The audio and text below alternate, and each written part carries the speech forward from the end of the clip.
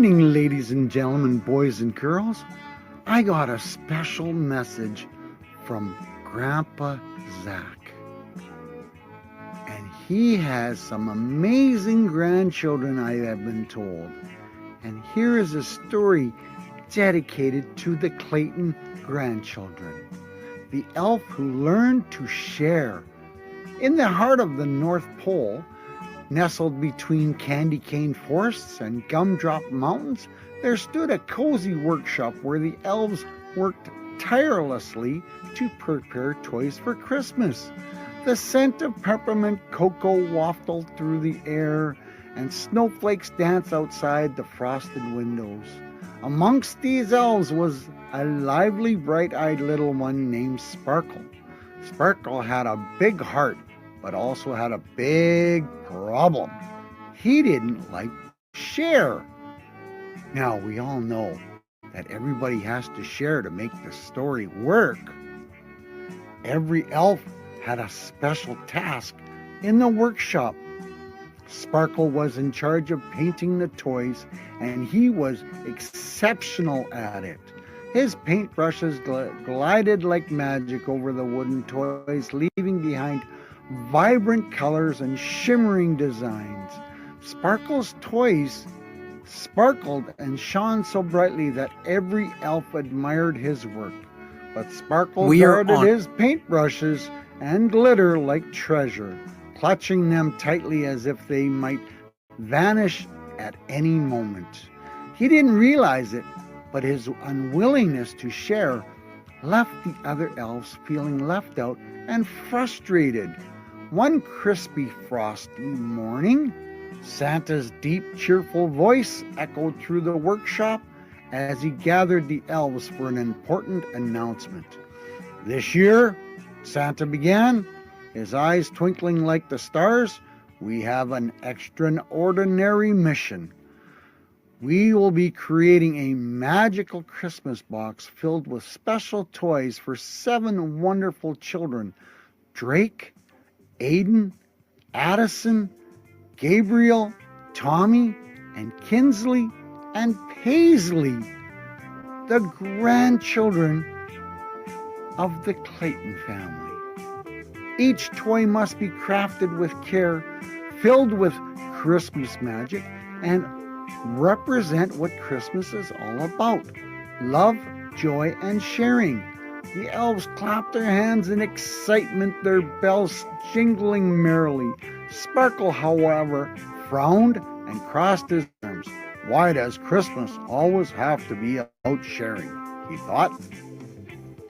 Despite his reluctance, Sparkle was chosen for the team because of his exceptional painting skills. The elves began brainstorming ideas for the toys, and each one designed with the children in mind. Drake's toy, a brave knight's castle. Drake loved grand adventures, so the team decided to build a knight's castle complete with towers, knights, and a fearsome dragon. And working drawbridge? That sounds rather interesting. Sparkle painted the castle's tower a glimmering silver that shimmered like the moonlight. When another elf asked to borrow his gold paint to finish the dragon's scales, Sparkle clutched it tightly. No way, you'll use too much, he said with a pout. Aiden's toy, a racing train set. Aiden's toy was a sleek racing train set with a winding tracks that looped and twisted. Sparkle painted the train in festive red and green, making it shine like a holly berry. When an elf asked for glitter to make the tracks sparkle like fresh snow, Sparkle huffed. Glitter is mine. Find your own. Addison's toy, a magical unicorn. Addison loved all of things magical, inspired the elves to create a plush unicorn with a glowing horn and a rainbow mane. Sparkle carefully painted the horn with a vibrant, swirling colors, making it gleam like a sunrise. But when an elf asked to borrow his delicate brushes for unicorn's mane, Sparkle muttered, "These brushes are too special for anyone else to use." Gabriel's toy, a set of building blocks. Gabriel loved building things, so the team crafted wooden blocks to bright colors. Sparkle painted them in bold hues, adding tiny stars and moons to some of them. When another elf asked for his star-shaped stencil to finish the blocks, Sparkle snapped, "No one touches my stencils." Tommy's toy, a superhero cape. Tommy dreamed of soaring like a hero, so the elves made him a superhero cape with an emblem of lightning bolts. Sparkle painted the emblem in bright yellows and reds, but when someone asked to use his glow-in-the-dark paint to add sparkling stars, Sparkle scowled, "Absolutely not. That's my special paint." Kinsley's toy, a dancing doll. For Kinsley, who loved music and dancing, the elves created a doll that twirled to cheerful Christmas carols. Sparkle painted the doll's dress in bright colors and added tiny flowers, but when asked to share his ribbons for the doll's hair, he shook his head. "Ribbons are too rare to give away," he exclaimed. Paisley's toy, a music box. Paisley's gift was a magical music box that played jingle bells and sparkled like frost. Sparkle carefully painted intricate snowflakes on the box, but when an elf asked for his shimmering snowflake stencil, he tucked them away, muttering, "I can't risk them being ruined."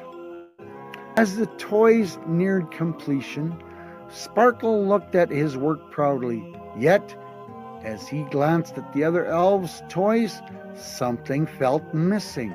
Their toys seemed to glow with a special warmth his didn't have. That evening, as the workshop grew quiet, Santa approached Sparkle. "Sparkle," Santa said gently, "your toys are beautiful, but something is missing. True Christmas magic doesn't come from glitter or paint. It comes from sharing and working together. When everyone contributes, the magic grows even brighter."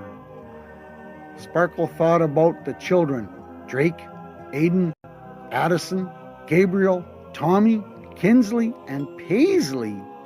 He imagined their smiles on Christmas morning, and for the first time, he felt a pang of regret.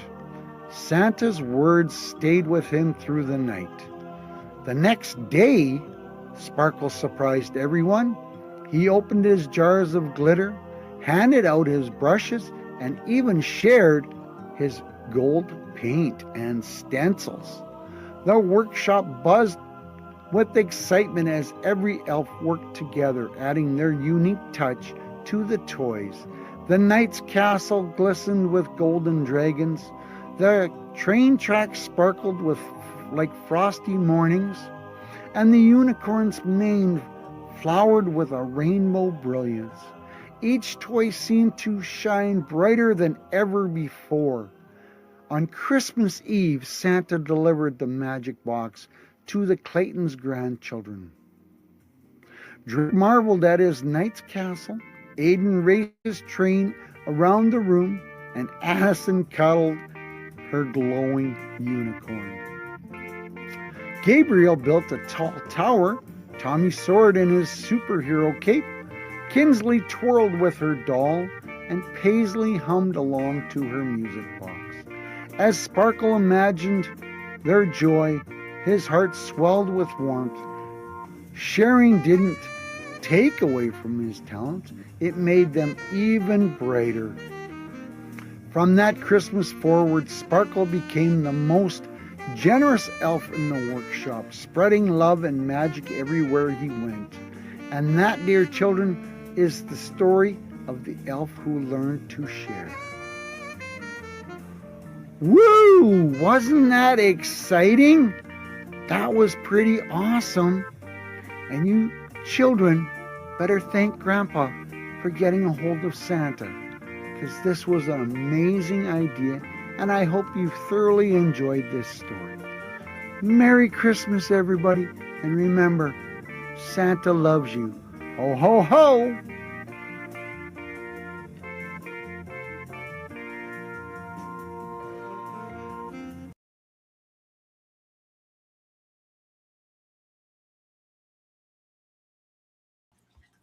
So, I am terribly, terribly sorry about some of the complications we had during the recording of that.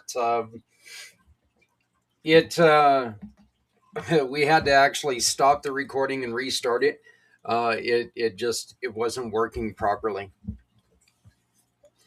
Um, as I said, as I stated before, one of the things that we really want to do is we want to take and we want to get into some of the history of this whole holiday season, it being as inclusive as we can. I do need your help for this to happen. If I leave something off, I would ask for you to volunteer to educate me for next year, because I can add it next year into this. So if I forget any celebration, please, first off, please don't get mad at me. I'm doing my very, very best. And second off, either create a video about it and send it to me, or just tell me about it and we can get it added. So, um, I'm going to do a couple of the things here, and then we're going to play the first day of Maria Belnick's program that talks about loss. Again, I do find this extremely important because there are so many people who have lost something throughout the holiday. Um, whether that is lost somebody due to passing away, or whether it, a family dynamic changing, whatever it is, loss is a part of life, and it's an unfortunate part that affects holidays and the way that we're able to celebrate. So I encourage you to please, um, if you know somebody who is struggling with loss, contact them and let them know that we've got this going on, and support them. That really is the main thing. Just be very supportive of what they are going through, because they need you. They need your help. So please reach out to them and say, hey, you know what? We know things are a little bit difficult for you right now, but we would like to, you know, offer our assistance any way that we can. It'll make it a lot easier for them. And quite honestly, it will make your holiday celebration so much better. Um, for not just you, but for them, make it a lot more comfortable for them to participate in. So, when we come back in just a moment, we're going to start our educational portion of this fun thing, and just to learn about what is the history of the holiday season. Hello, world. My name is Z, or you can call me Mr. Z. I am a web developer, and I am also a consultant at Z World Webs. My one goal is to develop custom websites that are specifically catered to your organization's needs. I completely understand that building a website is an exhilarating, exciting, and significant step in connecting with your audience. Your organization has Z potential to make a meaningful impact, whether it's supporting animal rights, advocating for equality, combating human trafficking, or honoring the brave individuals who have served our country. Your mission is too important to be held back by the challenges a website can present. And I am here to ensure that your website works for you, not against you. Whether it's maintaining, developing, or redeveloping a custom website that is specifically catered to your needs. And with that being said, I would be more than delighted to learn more about your organization and, of course, develop a website Z World is waiting for. So we would like to again welcome you to the miracle of the season. And one of the things that we really want to make sure that we're doing is talking to you about the history of the miracle of the season.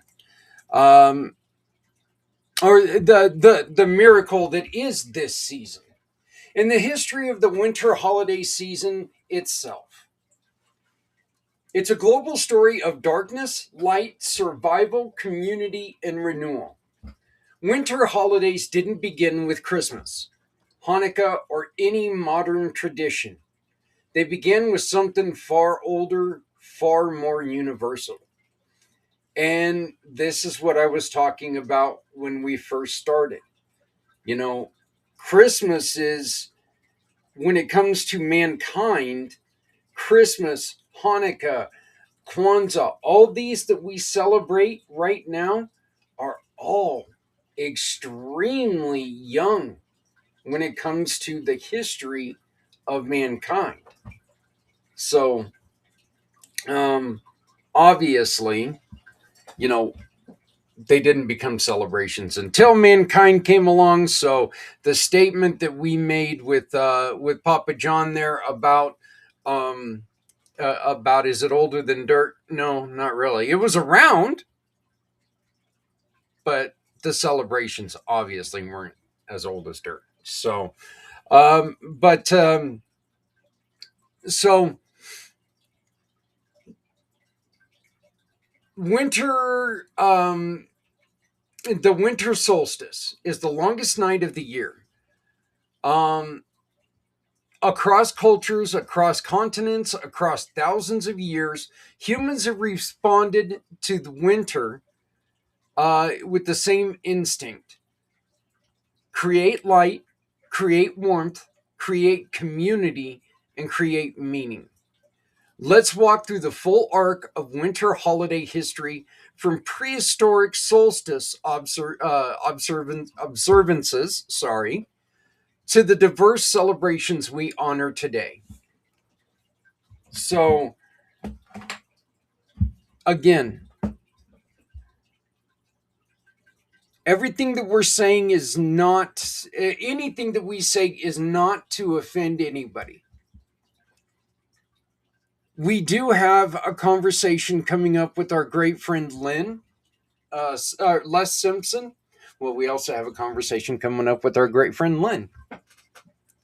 But Les and his wife and a friend of theirs come on and talk about the Christianity aspect of healing. So we've got that as well. So if you're looking for a more religious theme in this, I'll just be honest with you. This is less religious. This is more inspiration, where everyone finds inspiration. So we don't delve too far into the religious aspect because we do want to be inclusive. We want to bring everybody into this, no matter what your religion, no matter what your belief is.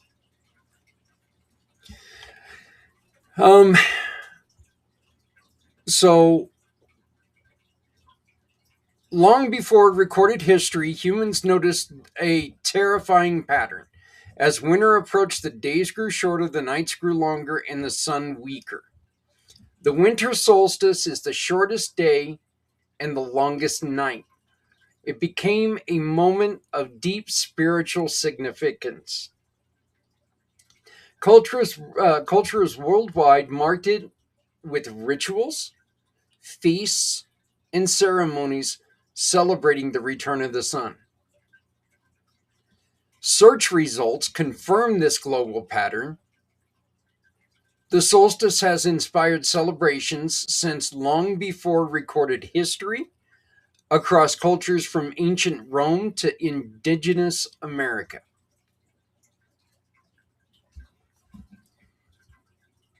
It marks the longest night and symbolic return of the longer daylight, representing hope and renewal. And you're going to find those two words appear a lot. A lot. So just, as they say, spoiler alert, get ready to hear that.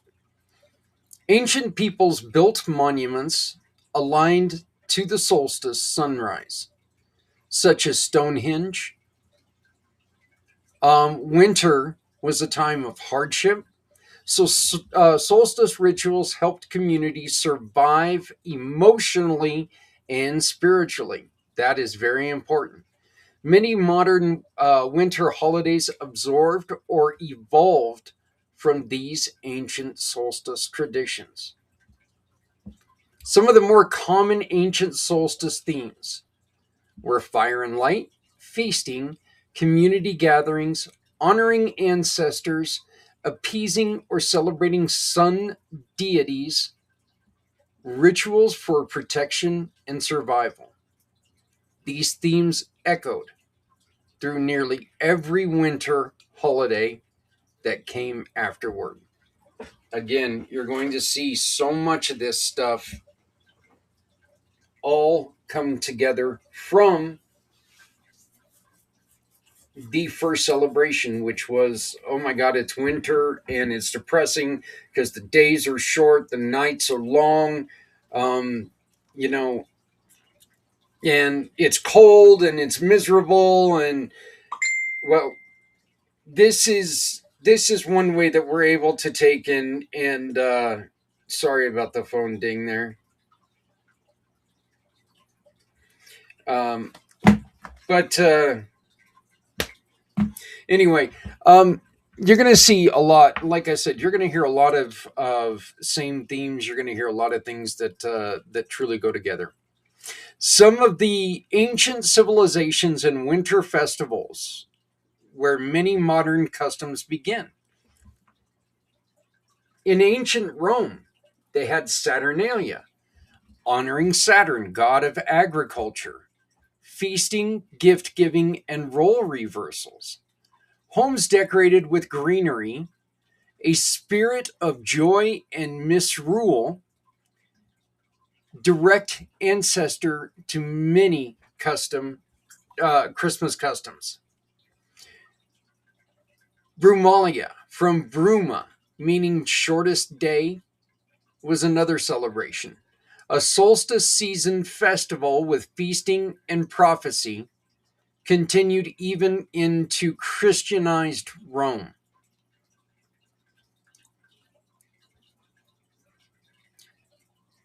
Dies Natilis Solis Invicti, birthday of the unconquered sun, celebrated on December 25th. So this was the first time December 25th ever came into the picture.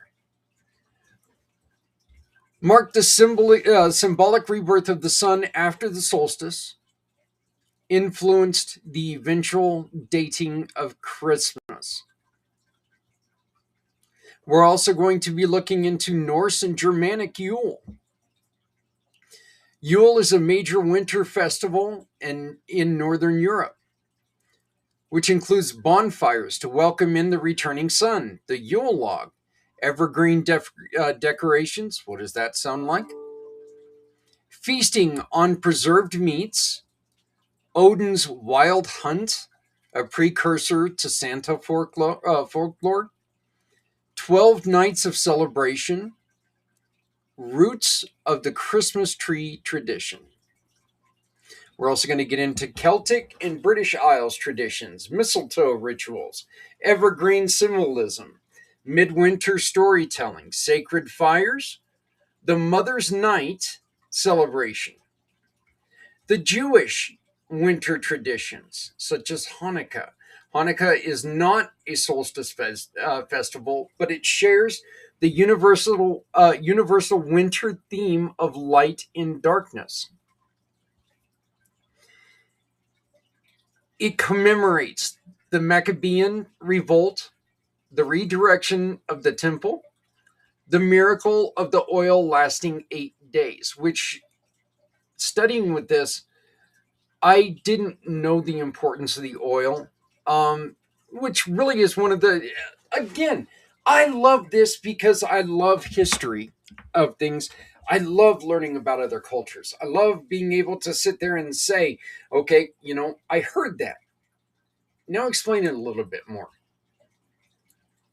I'm going to be the guy who's going to be able to tell you a little bit about something, but we need somebody to come on here and tell us a whole lot about a lot of things. So we've got Mr. Z, who's going to tell us a little bit about Eid Fitr and how he celebrated as a child.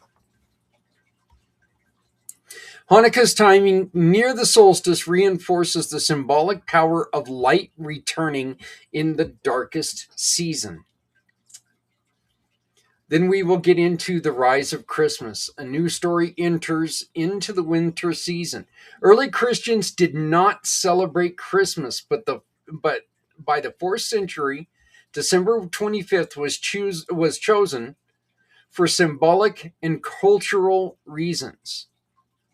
Theological symbolism of Jesus as the light of the world, alignment with the solstice festivals, cultural familiarity with late December celebrations, and Christmas absorbed the evergreen decorations from Yule, feasting from Saturnalia, gift giving from the Roman and St. Nicholas traditions, light symbolism from solstice rituals.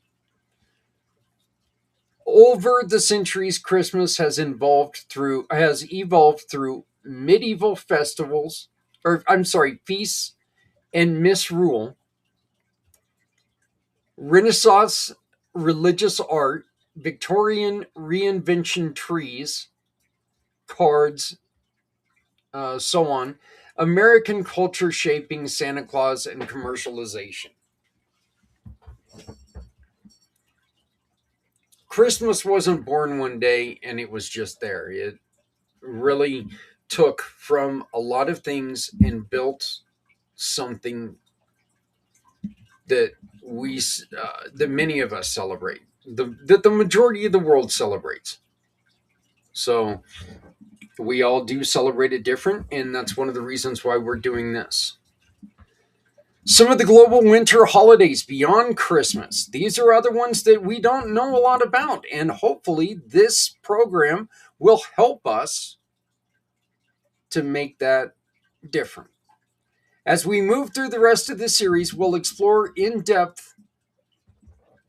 in depth, but here's how they fit into the historical arc. So,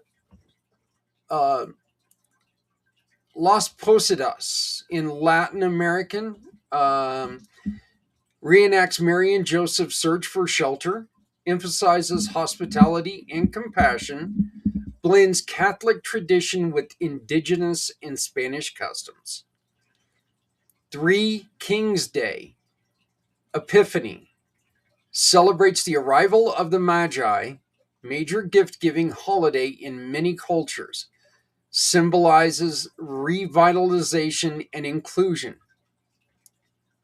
Saint Lucia's Day in Scandinavia, Festival of Light, ding, ding, ding, combines Christian saint veneration with ancient solstice traditions. The Dongzhi Festival, Chinese and East Asia, celebrates the solstice, family reunions, eating warm foods like Tengyun. We discovered about Tengyun in the last Lin's Day, which is really interesting. Yin giving way to yang and the return of light. Omisoka, New Year's Eve purification, this is in Japan, and preparing for renewal. Deeply tied to Shinto and Buddhist traditions.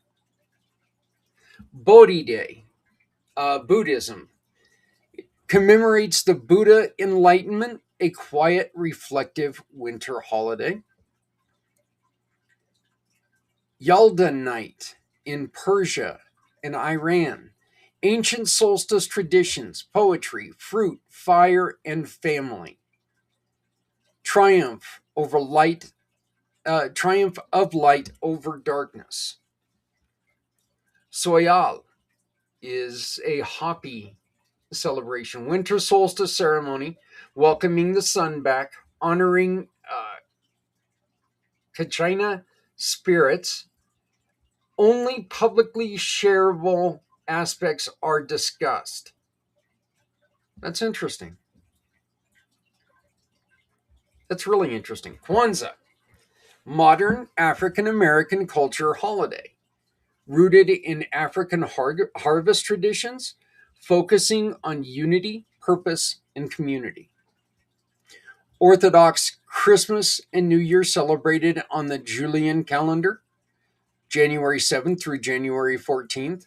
Deeply traditional uh, and I'm sorry, I found a word I should have studied more. Deeply traditional liturgies and customs.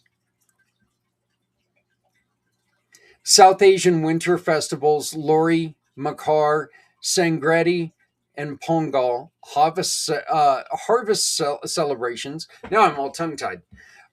Marking the sun's northward journey, and is celebrated with bonfires, feasts, and gratitude.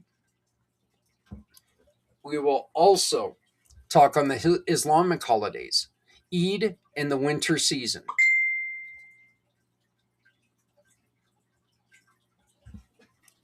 Islamic holidays follow a pure lunar calendar, so Eid al-Fitr and Eid al-Adha move through the season and sometimes fall in the winter time.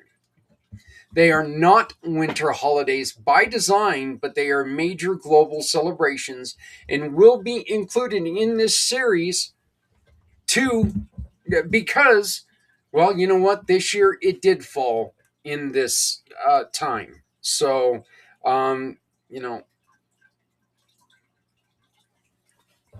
but it and it's important to me to bring them in. The modern holiday season will be discussed. Um, and look, our winter holiday season is a tapestry woven from ancient solstice rituals, Roman festivals, Norse Yule, Jewish traditions, Christian celebrations, indigenous ceremonies, African harvest customs, Asian solstice festivals, secular New Year's traditions, modern culture practices. If there's one thing that we are really good at, that's seeing something cool from another tradition or another culture and bringing it in as our own. Unifying themes that remain the same across thousands of years. And this is something that I think is vital in every single one of these. We are moving from light into darkness.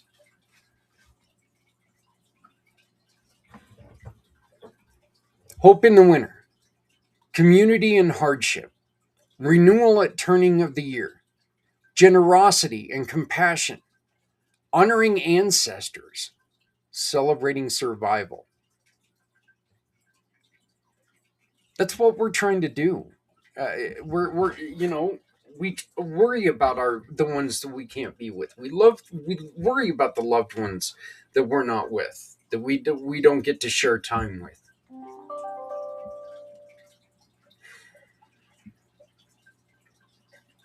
So these are some of the things that we will be talking about over the next 36 hours now.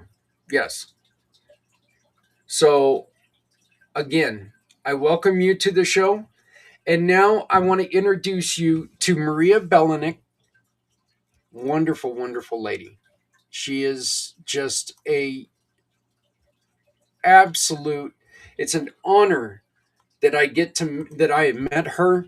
And this series, this is the first day of her series about loss and the holidays. The series is called Navigating Loss and the Holiday, and you can find this playlist on the Pack channel. So please, if you know somebody who's struggling with loss this time of year, share this with them. Bring this to light and make sure that they understand that, you know what, there are people out there who can help them through these difficult times. Navigating love and loss through the holidays. This time of year can be challenging, to say the least. And whether your loss happened recently or years ago, we can still feel that ache in our hearts of who's missing. And I know Hollywood, sometimes I always go to the movies. When we watch the movies, or those always show us how no matter what happens, everybody is still happy during the holidays. And that isn't always the case. In reality, many of us are sad, are lonely, are hurting, either because of our circumstances or because we are missing someone. And so today I'm going to have conversations with people who have experienced loss in different forms.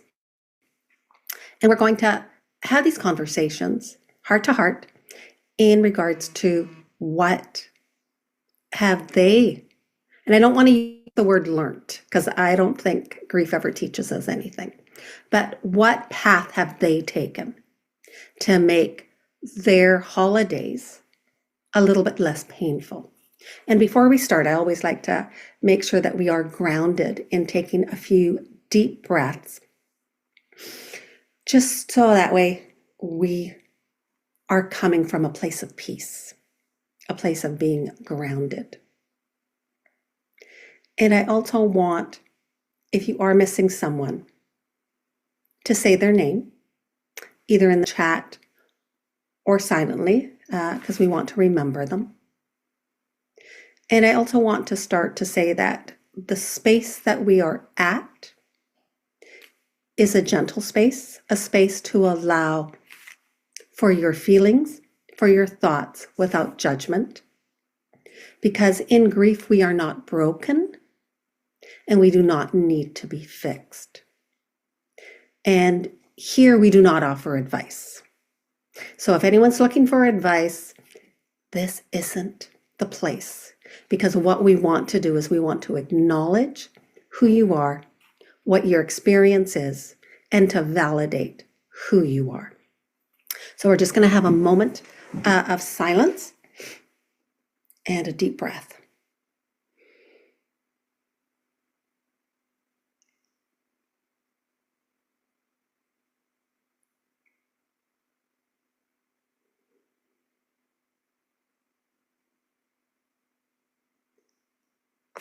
Now, my line is carrying love and loss in the same breath, because we only have one breath. And I do want to now introduce my upcoming guest, Adrienne Heminger. Sorry, Adrienne, I hope I said your name properly. Who is also a grief coach like myself. Oh, I should have introduced myself. I'm Maria Malecnik, your host. I'm a certified grief educator and bereaved mom. But I'm going to have a conversation with, I hope, my new friend, because we've met recently, and just her story has touched me. And how she expresses herself definitely has resonated deeply with me. So Adrienne supports women who have experienced the death of a loved one by suicide and are ready to rebuild their lives and discover who they are outside of their loss. Adriana, welcome. Thank you, Maria, so much. It really is an honor and a privilege to be here to speak with you and to connect with others as well. And I love what you've done. I love what you're offering, how this is a gentle conversation. Oh, I'm so glad that you're here. And I know that your story well, all stories are deeply personal. And when we grasp death by suicide, that still has, in some ways, a taboo around it, which I'm saddened to hear. And it shouldn't. But I know that your journey, you've come now to a place of peace. And what I'm kind of wondering is when the holidays come, like I know for me sometimes, my son passed away, it's been 15 years. The holidays still come up, and my body still sometimes gets that anxious feeling.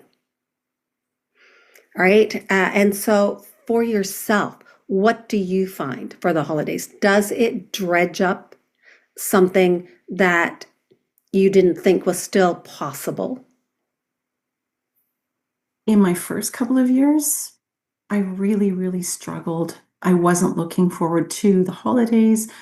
I just remember saying to my husband, I wish there was a button at the beginning of December that I could fast forward to the beginning of January. And over time, I found that my grief has softened. And in its place initially, it just felt like a void, which I avoided because I didn't know what was there. Now, coming to year 3 and year 4, this is now going to be year 5. I found I wanted to create rituals. So I tried on ones like lighting a candle, writing a letter, spreading some of his ashes, holding an extra plate for him at the table. But those things didn't feel like me. They didn't really resonate. And so last year, I actually didn't do anything. I was just present with what was coming up with what was coming up during the holidays, but I found that they weren't as difficult. That urge to want to press that rewind button, it wasn't there. In fact, the first 2 weeks, I felt a little bit sad, but I thought, okay, it's going to be really important for me to create new traditions for me to honor my brother. So I actually started on his anniversary in August. And one of the things that I did that I'm actually going to do this year that feels really important was I went to where he died and I bought 4 extra large pizzas, and I went around, and to people that were homeless and living in poverty, I spent time talking with them and I gave them pizza. And I thought, this is it. This is one of the rituals because it was a way of me giving back. It was a way of me honoring my brother. And because he also struggled with some of those things. And I thought, no, this is what I wanted to do. And it felt really right. So that's what I'm going to be doing. That's one of the things I'm going to be doing this year. But this year, I mean, there's moments of sadness, sure, Maria, because I miss my brother. But there's also moments of joy and connection. And instead of feeling really sad, it's like, I think, what are the things that I can do to honor my brother? And I love that, how you said that. And I got goosebumps. Thank you. And you had said that you went and bought the pizza and gave it out. Because what a way to honor his life. And this is the aspect I think that I want us to all grasp, is whether we agree with someone of how they live their lives. Mhm. It is not us, it's not on us to judge them. And that is a beautiful way. And I love that because I've heard of other traditions, as you said, of the empty plate, the candles, and you're doing what is right for you. Mhm. and what feels right for both of you. I don't know if you want to share your brother's name Sure, I with would them, love to. It's Steve. Steve. I also wanted to add something. Early on, Maria, I had a lot of dread and I wanted to not be present. I really resisted going into the holidays. And in my mind, I created something that I thought it was going to be a lot painful than what they were. And that created a huge resistance and not really being present and meeting the energy that was there. Whether there were moments of sadness, but early on, I didn't leave room for anything else because I was afraid of going into it. I was resisting it, wanting to bypass it, wanting to do anything other than be present. And there were other moments of joy, but I didn't really see them. Mm. And now I do see them. Sure, I miss my brother. Sure, I feel sad. And there are all these other things that haven't taken his place. They just add, they just add to it. And I love how you say that because a lot of time, and I apologize, I have a bit of a cold, so my throat, um, is that we want to run away Mhm. from our feelings. We want to hide from them, almost like if we can separate them, then they won't affect us. And we realize that that doesn't really happen. I mean, we'd love to sort of say, can we compartmentalize them, like taking them out, put them in the drawer, put them in the closet, and they never come out. Um, and the more we run away from them, the more they stay with us. And you're right, in the sense of the first time that you ever felt joy, I felt guilty. Like, oh, it's like, oh my, like I'm not supposed to do this. I'm supposed to be sad. And that conflicts. Like, and know that that's what you've mentioned too. Like there's now moments of joy that you see Mhm. and you feel. How does that now make you feel when you have these joys? Like, do you still feel the twinge of guilt, or do you just accept the joy that is coming and go, I can do both? I'm so glad that you mentioned that, Maria. It's actually one of the things that I wanted to bring up. In my third year, I started feeling glimpses of joy, and I thought, I felt incredible guilt, like I'm betraying my brother. Like, how can I be happy? How? And I really struggled with that because it was wanting to be happy, feeling little bits of it. And I'm like, no, this feels like a betrayal. I I really struggled with the guilt. And I realized I needed to give myself permission that I'm allowed to feel joy. And I'm also allowed to miss my brother. And I'm also allowed to be sad. There doesn't have to be one or the other. One is not a betrayal of the other. There's room in my heart, in my life for both. There's space to hold both. Now, there's no guilt, Maria.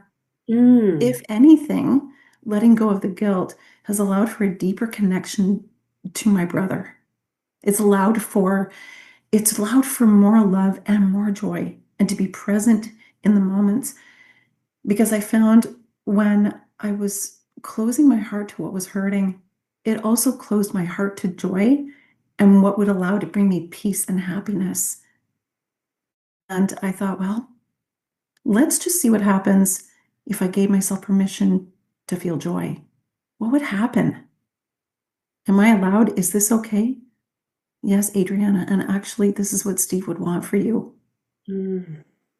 I love that because it does it that question, and I think many of us feel that, where it's that guilt if we laugh, um, and we see it sometimes with the people around us. Mhm. I don't know if you've had that with the people around you. All of a sudden, if you're too sad, they don't want to be around you because they sort of walk on eggshells. And if you laugh, all of a sudden it's like, oh, great, you're over it. And this is, it took me a long time. And this is one of the reasons why I say it's carrying love and loss in the same breath, because we can have these dual emotions, feeling loss for the person that we're missing and joy for what we're experiencing. So we can experience joy and sadness at the same time. So what did you find when you're around people, especially like, like the holidays? You go outside. I mean, I know right now I haven't heard Christmas music yet, but there are Christmas markets. There's, all the decorations, all the gifts and all this. And it's a balance sometimes if we have other family members or friends that want to go all out, and maybe we don't.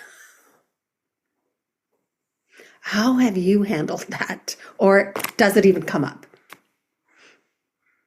To be honest with you, Maria, it doesn't really come up. And I think because I addressed this early on, and one of the things that helped me let go of the guilt was shifting that. There were days where I I'm not going to say withdrew, but I felt more introspected. Felt more introspective, and I just let everything be okay with it. And I've got very supportive and loving friends and family, which has been such a blessing. Mm. So it didn't come up for me as much. And But what I did do, and what I am doing, and what I'll continue to do, is that there may be days where I just feel like I need to retreat completely, kind of disengage from the Christmas spirit. And that's okay. Because the days where I do that, I'm nurturing and honoring what may need a little more self-care, so that so that I'm able to give more of myself to that I'm able to give more of myself and be more outgoing or more engaged. Because even though these are the holidays, grief operates on a continuum. At least it does for me. It doesn't say, okay, so we're going to take a break from December 1st to no. oh, that would be lovely if it could, right? It's a continuation even through the holidays. So I just sort of ride with it like that. Every moment, every experience is okay. I was going to say, and I love how you said I mean, not exact the same words, but lean into it in the sense of you allow your feelings to be validated. And that takes a lot of practice because it doesn't come naturally. Because I think many of us, we use the thing about running away. We want to run away from anything that hurts us, anything that causes pain. And this is one of those paradox or oxymorons where it's actually the opposite that gives us freedom. When we lean into the pain, that actually sets us free from it. So what kind of things have you found that you did that helped you lean into the pain? The two biggest things, Maria, I stopped comparing myself to other types of grief, to other types of loss, to where someone else was. I let go of the expectations that I shouldn't feel this way. What's wrong with me? I should be further along. Why am I still struggling? Maybe why am I feeling sad? My grief was my grief. It wasn't better or different or worse than anybody else's, as it is for nobody else. But the moment I let go of the expectations for how things should be or how they are supposed to look, or I should be over here by now, and I just accepted where I was, and I stopped comparing myself, comparing grief, those were the two biggest things that shifted. And also realized that early on, I had this idea, hope, expectation that I was going to be here at the end of year one. I was nowhere near close to that at the end of year one. And then I did the same thing at year two.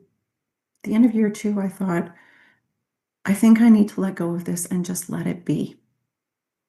And when my energy was really low, especially during anniversaries and holidays, I stopped drinking a ton of coffee to boost my energy. I stopped pushing and I thought, Adriana, you need to slow down. You need to take a step back. Your energy is low for a reason. What are the nurturing, loving, supportive things that I can do? Have a bath, give myself a facial, watch a movie, meditate, go for a walk in nature during the holidays. Maybe it meant spending a little more time on my own, which I still do. Those were the things that were really, really, really helpful. I stopped drinking instead of, I can't face this. This is too painful. I need to numb it. Because what I was numbing just said, okay, we're going to wait for you until you can be present with us. Mm. And making space for tears without an explanation. My tears don't need an explanation. They don't need words. They need presence. They need space. They need my attention. And I found that softening and leaning into things, it allowed me to come out, and I felt more open and free and expansive. And actually, by not resisting, that's what allowed me to feel more joy. So this year, I'm absolutely looking forward to the holidays. I know there may be still little moments of sadness, but I feel my brother with me a lot more than I did in previous years. Mm. So for me, it was creating more time, more space, not resisting what's coming up, and really embracing and nurturing, grounding, supportive, loving, gentle exercises, because that's what my grief needs in that moment. Other moments, it needs connection with other people. It doesn't need Adriana, taking time away. It needs connection with family. It needs maybe enjoying an eggnog latte at Starbucks, listening to Christmas music, which I actually really love. It needs connecting with other people. It needs joy and laughter and all of the other things, not just my tears. And I love that expression. It just stayed with me. My tears don't need an explanation. Yeah. That is, and you're right. All of us find our path to what we do to honor our person and also to have joy within our own lives. Because I think a lot of times, and I know I did this in my early years, there's that guilt that all of a sudden, if I'm not sad, I'm disrespecting. Mm-hmm. If I'm happy, I'm disrespecting, because how can I be happy? We have that guilt in us, which it's our mind, I think, wanting to control something that we cannot control. And I love how your expressions of joy have happened.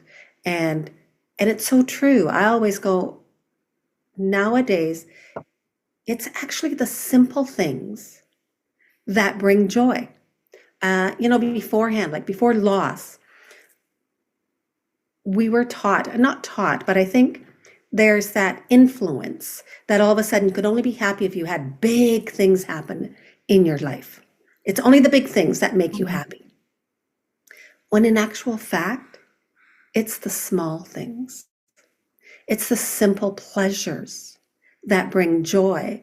And I go, joy is actually more lasting than happiness, because happiness is that elusive. I don't know how many books there are about, running after happiness, but no one, I think, has ever written a book. So anybody out there, if you have a book in you, maybe it should be The Simple Joys of Pleasure.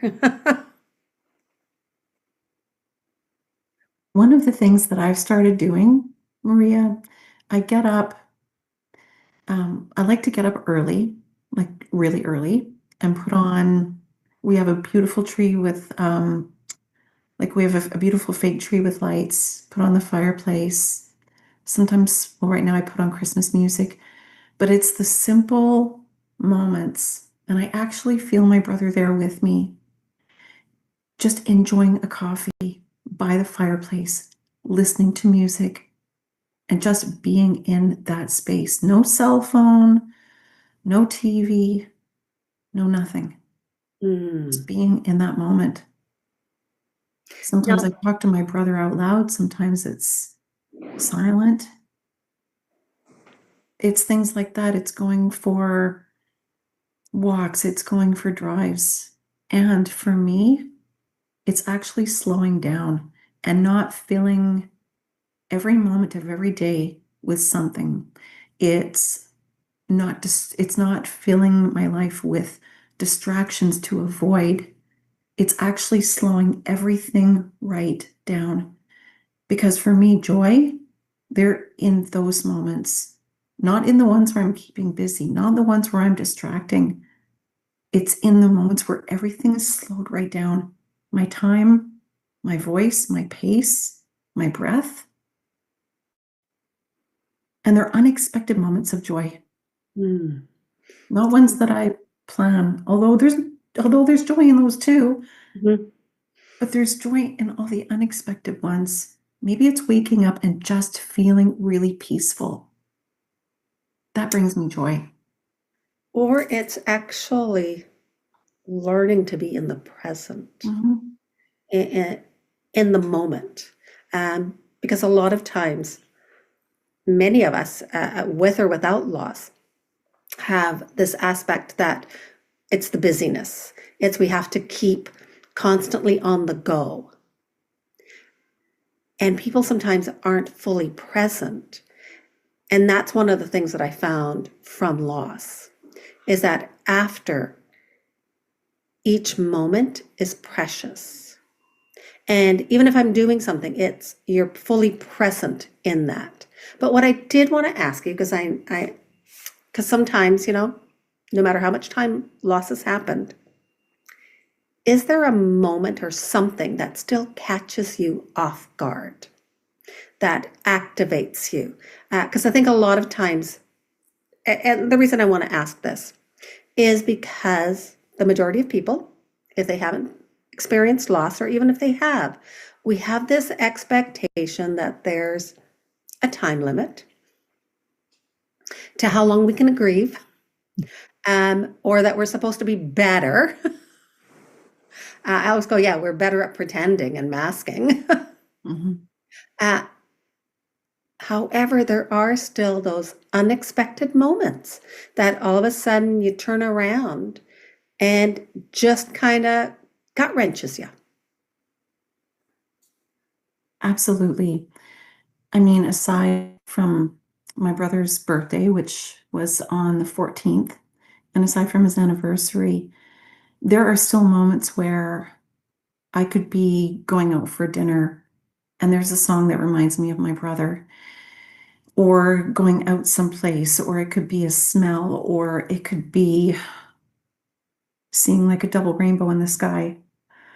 In those moments, Maria, it feels like my breath is taken away and I literally have to stop, because sometimes it's a really intense wave of sadness. And I used to resist that, and I used to, clench my jaw, hold my breath, so that I wouldn't go into it, I wouldn't feel it. And now, depending where I am, actually always where I am, I will stop what I'm doing. Even if it's just for a moment or two, I will stop what I'm doing. If I'm able to, I will go into a space where I can be present with that. And usually it's crying, but it doesn't last for hours. If I'm present with the feeling, it won't last very long.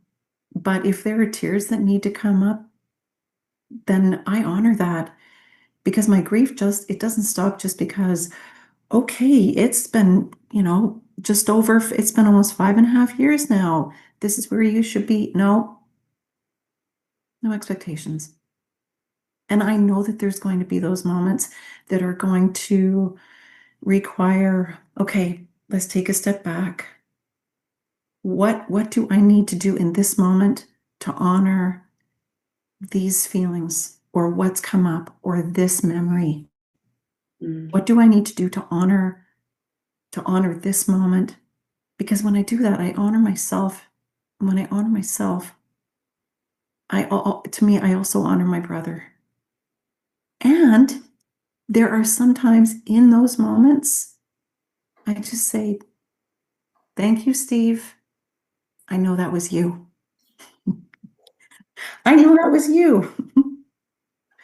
And it is. And I think sometimes there's this aspect that either grief intensifies over the holidays or it disappears over the holidays.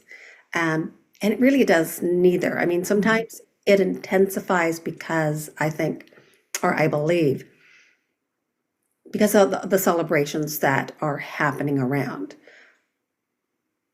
which is in some ways true, especially when you're having family gatherings. We know who's missing.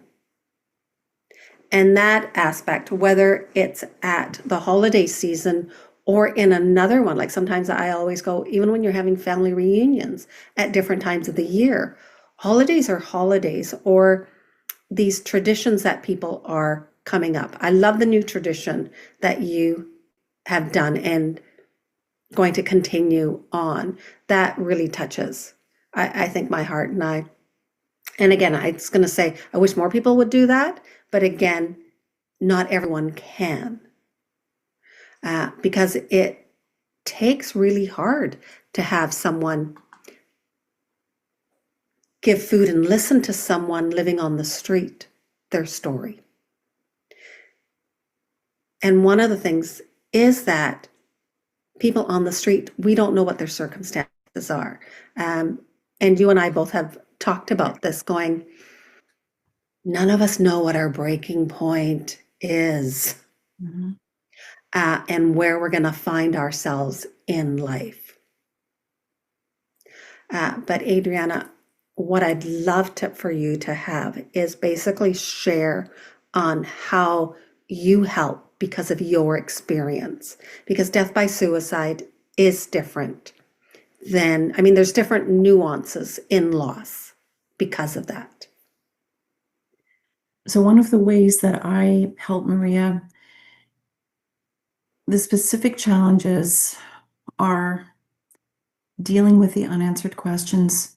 So many people get stuck for years and sometimes decades with the unanswered questions. They feel like they can't move forward. They're looking for closure, but closure doesn't exist with suicide. It's supporting them with the various aspects of guilt and what's underneath the guilt, feeling responsible, blaming themselves, holding themselves accountable, feeling guilty. How can I possibly move forward? How can I rebuild my life? And do I even want to? I'm not sure. It feels like I'm leaving my loved one behind.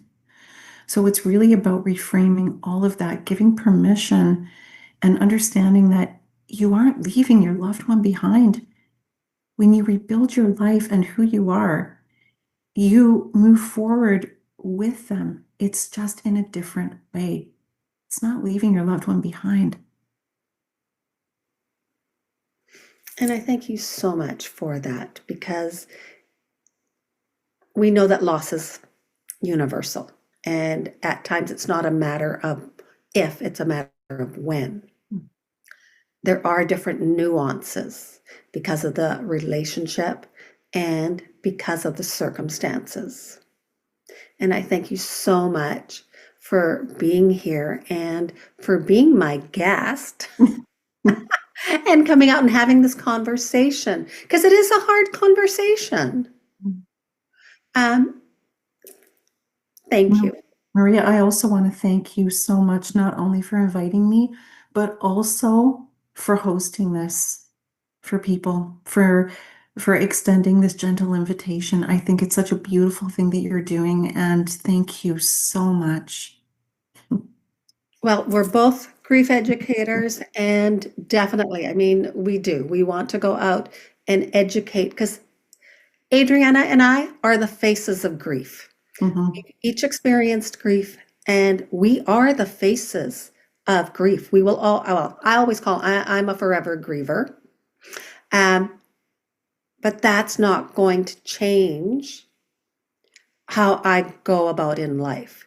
It's actually just shifted something, but who I am or who I've become is me, the I am. Thank you.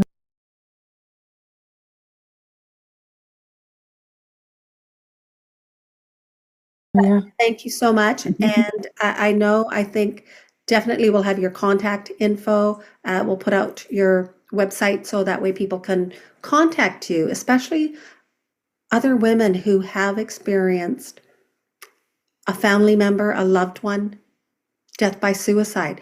Adriana is the person to work with. Thank you so much, Maria.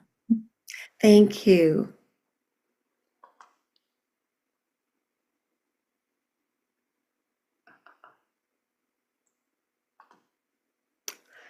Oh, it is. I mean, my next guest is here. So we're going to continue on with our conversations. So Renee Dupuy, I actually met her because I said yes to being on her summit. And from that, it's a different aspect of the grief journey. So Renee is a heart and soul. She is the heart and soul behind Trauma Wise. And her passion for trauma informed has come from personal experience that ignited a desire to make a difference in the lives of individuals and communities. Renee, I am so thankful that you said yes to being on here and to share about your experience and also about trauma, because in some ways people don't see that in trauma there is loss and grief, right? Like not all trauma is going to have, or not all loss is going to have trauma, but all trauma is going to have grief. Yeah, well, thank you so much for having me for this conversation and for asking. And that was such a wonderful invitation. And I've enjoyed the conversations that you and I have had um, inside the summit and outside the summit as well, and how much we've been able to reflect to each other the breadth and depth of loss, and how I would say, without judgment, just as an assessment, how illiterate we are culturally with grief and loss. That it's not something that we have learned um, to understand, and it's not that anybody's wrong or bad. It is as a result of lots of different parts of our systems and society. And when we rush through, when we are forced to rush through because of the environments we're in, maybe the families, maybe the culture, to rush through those bereavement times, those grief times, it is traumatic because we have these unfinished processes. The reality of things that are hard, there's not space that's left for it. Mm. And that lack of opportunity for expression it causes neural pathways to form that are not helpful for us, and it causes us to learn to mask, or to contain, or to swallow. And one of the therapists that I really enjoy her podcast is Therapy in a Nutshell. And she had a phrase she brought up earlier this year where she said, I think I've come to realize that the opposite of depression is expression. That's an interesting line. Right? And that when we aren't able to express ourselves, our realities, our thoughts, our feelings, our dreams, our passion, who we are, that it results in depression. That there's a part of us that there is a death of the belief that we get to be who we are supposed to be, that we get to show up, and the body's normal natural response to that is depression. And so even in that, when it can look like a little T trauma that turns into a big T trauma when it happens over and over and over again, when there's not space for us to show up as ourselves. And if we're going, like, say, for the holidays, because the holidays intensify emotions, especially when, whether it's true or not. I always go, sometimes, we watch the movies, social media, everyone else around us is looking like they're having so much fun. Their lives are so much better. Does that intensify, sort of like, especially when we've experienced trauma, even more so? Like, because of course, as you said, I love that line about depression and expression, of tying it together. Someone who's experienced loss, trauma, has a hard time expressing that, or feels that they cannot, especially when they're surrounded by people who want to party and celebrate. Absolutely. And there's a couple of levels to that, I think. And one of them is I had the great privilege of getting to be trained by Dr. Robert Anda to become an ACE master trainer, ACE interface master trainer, which all that means is I can teach people how to teach other people about trauma, about ACE, adverse childhood experiences and trauma. But the 2 days were really, really cool. And in that time, he had given this very philosophical talk that started out looking at art and talking about the purpose of humanity, and really a beautiful conversation I was not expecting to hear from a CDC scientist.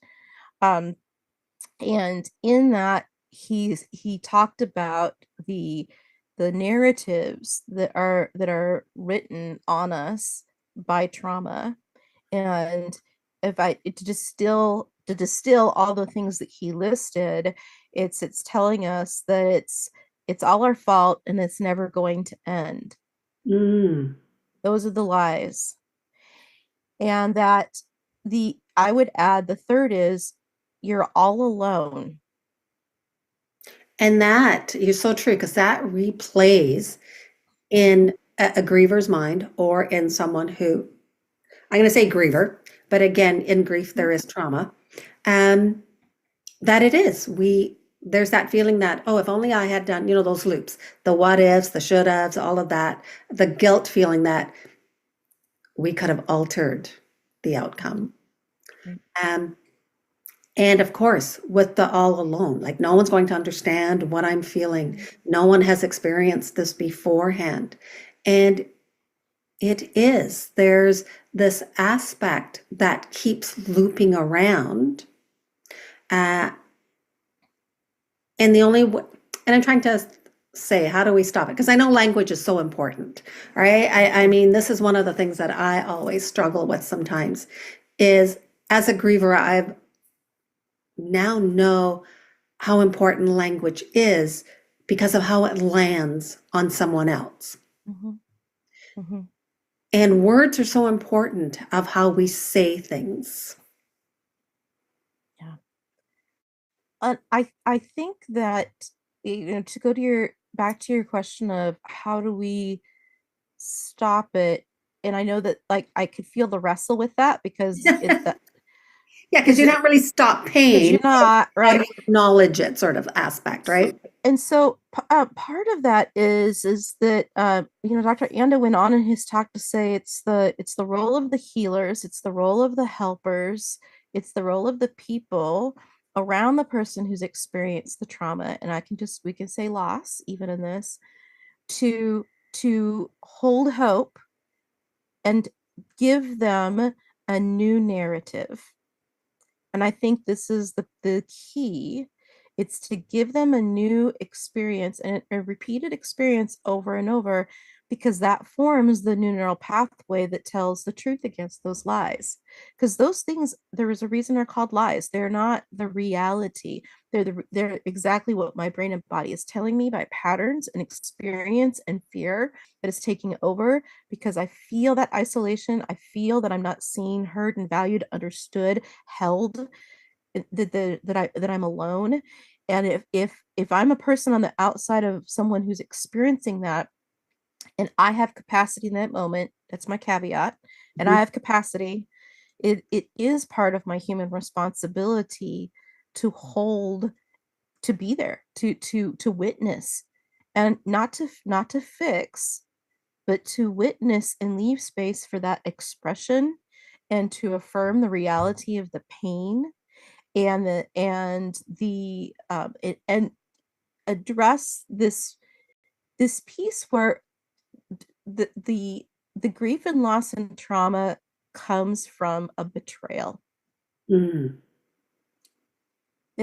Things that happened when we've experienced something. Trauma is the effect of a adversity, of a hard thing that happens in our life, and it is the result in our brain and our body is the traumatic effect of that circumstance or event.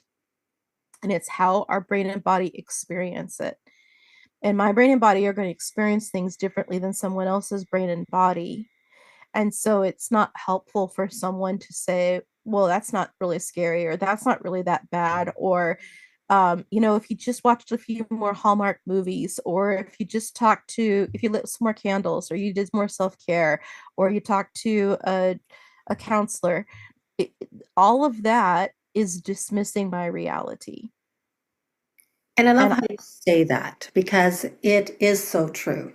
There are so many people, I always go, I've had to learn they have well intentions, or they're right. They don't mean to harm,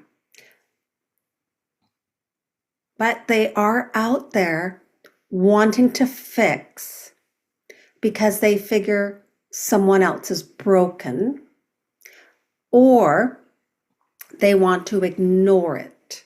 And I'm going to say, especially in the case of trauma, or even in loss, it's like if we don't say it, if we don't talk about it, if we ignore it, then in their mind it didn't happen. And that to me sort of goes, it doesn't erase what happened. I know I always go, and I know we've discussed this too, or talked about it. My line is, healing isn't forgetting, right? Because a lot of times I used to dislike that word. Actually, I used to hate it with a passion. Because in some ways, healing meant I was going to forget. Because that is in some ways, and I don't know if it's taught or if it's implied. Mm-hmm. And that becomes sort of that storyline that we fight against. Rather than saying, I can heal in my own way, I'm not going to forget the experience. And the experience, it is the traumatic experience. I mean, death is a traumatic experience. I know I called it love and loss, because loss is a huge umbrella. And loss is even your own self-identity. Mm-hmm. Because in trauma and in grief, we question who we are. Absolutely. And the after effects of an event that was a betrayal, right? So that whether that is that a person who I trusted, who was supposed to care for me, harmed me, or that I was trusting that the common person on the street would be thoughtful and not harm me, or I would trust an institution, or I would trust my dreams, or I would there's all this part where there's a broken trust, there's a betrayal, where we had something we were holding on to. And it's okay for us, it's okay for us to dream. It's okay for us to want good things. And it's okay for us to expect to be treated well by other people. And it's okay for us to expect that our caregivers will care for us. Those are all reasonable expectations in our human experience. And when that doesn't happen, it's not a matter of, well, we need to change our mindset and not expect so much of people or not be attached. That's dissociation. That is the isolation that we're gaslighting ourselves to make other people comfortable with the reality that there are these betrayals that have happened. And the healing comes when we're able to tell the full truth about what happened. And then the second part is to let go with compassion. And what we're letting go of is the narrative that formed, that lie that formed, that says it's our fault, it's never going to end, we're all alone. That's what we're letting go of. Not that the thing happened, not the effects of it, because when we even physiologically, when we are hurt, when we have an injury and we heal, we cannot go back to what was. We can't physiologically go back to what was. We have new structures, new cells, scar tissue, and we have often, if we have an injury that requires us to do PT or learn exercises or learn a new way, we will develop different strengths based on this adaptation. And I think that that's the part that when people are dismissive, or when we have not learned, we have not had the opportunity to really develop those muscles, that we feel like I don't have the tools to do this. I don't have the wherewithal. I can't. And that causes us to have a fight, flight, or freeze response. It causes us to default to whatever our strategy is for getting our needs met. And that's the part where, if we are giving people space, if we are saying, hey, can we tell the truth about things that have happened, compassionately grieve it, and name the injustice, to go back to talk about the betrayal, and someone dying that you are in relationship with it feels like a betrayal. And I think that that's because you wanted them to be there. Yeah. You imagined a life where they were there. And I love how you say that, because a lot of times that is an unasked, or not unasked, but untold, where people can be angry at the person who passed away, because it's like, and even though it's not their fault, our brain kind of doesn't have that reality, like it's the abandonment, it's you left me. And as you said, the betrayal. And I love how you pointed out, which is so true. In grief, we say we live life from the scar, not the wound. And that's really what loss is in some ways. It's a wound that has been opened up, and it becomes a scar. I always go, when people go, get back to normal. I was using this a while back. I go, for most people, when they say get back to normal, what they're meaning is get back to a place where I'm not uncomfortable with you. Right. Where I don't have to deal with what you're dealing with right now. To the person who has experienced loss and the trauma, to them, getting back to normal means going back to a time when this didn't happen. And you can't have that. As you said, you cannot change. I mean, we'd all want that magic wand to go back in time and go, I like this time better. But that's not possible. And so those then two realities their perceived realities don't match up. And in that sense, we're kind of like at a junction of, where does the one person, especially the non-griever, the person who wants to be supportive, what can they do? And I know I want to kind of bring it back to the holidays. I mean, what you're saying applies all year round. The holidays aren't any different than another day. It's just, I think, because the holidays intensifies it. Absolutely. And to be clear, when I say the betrayal when someone dies, I yes, there is a part of the process where it is natural and normal for us to be angry at everyone involved in the in the system.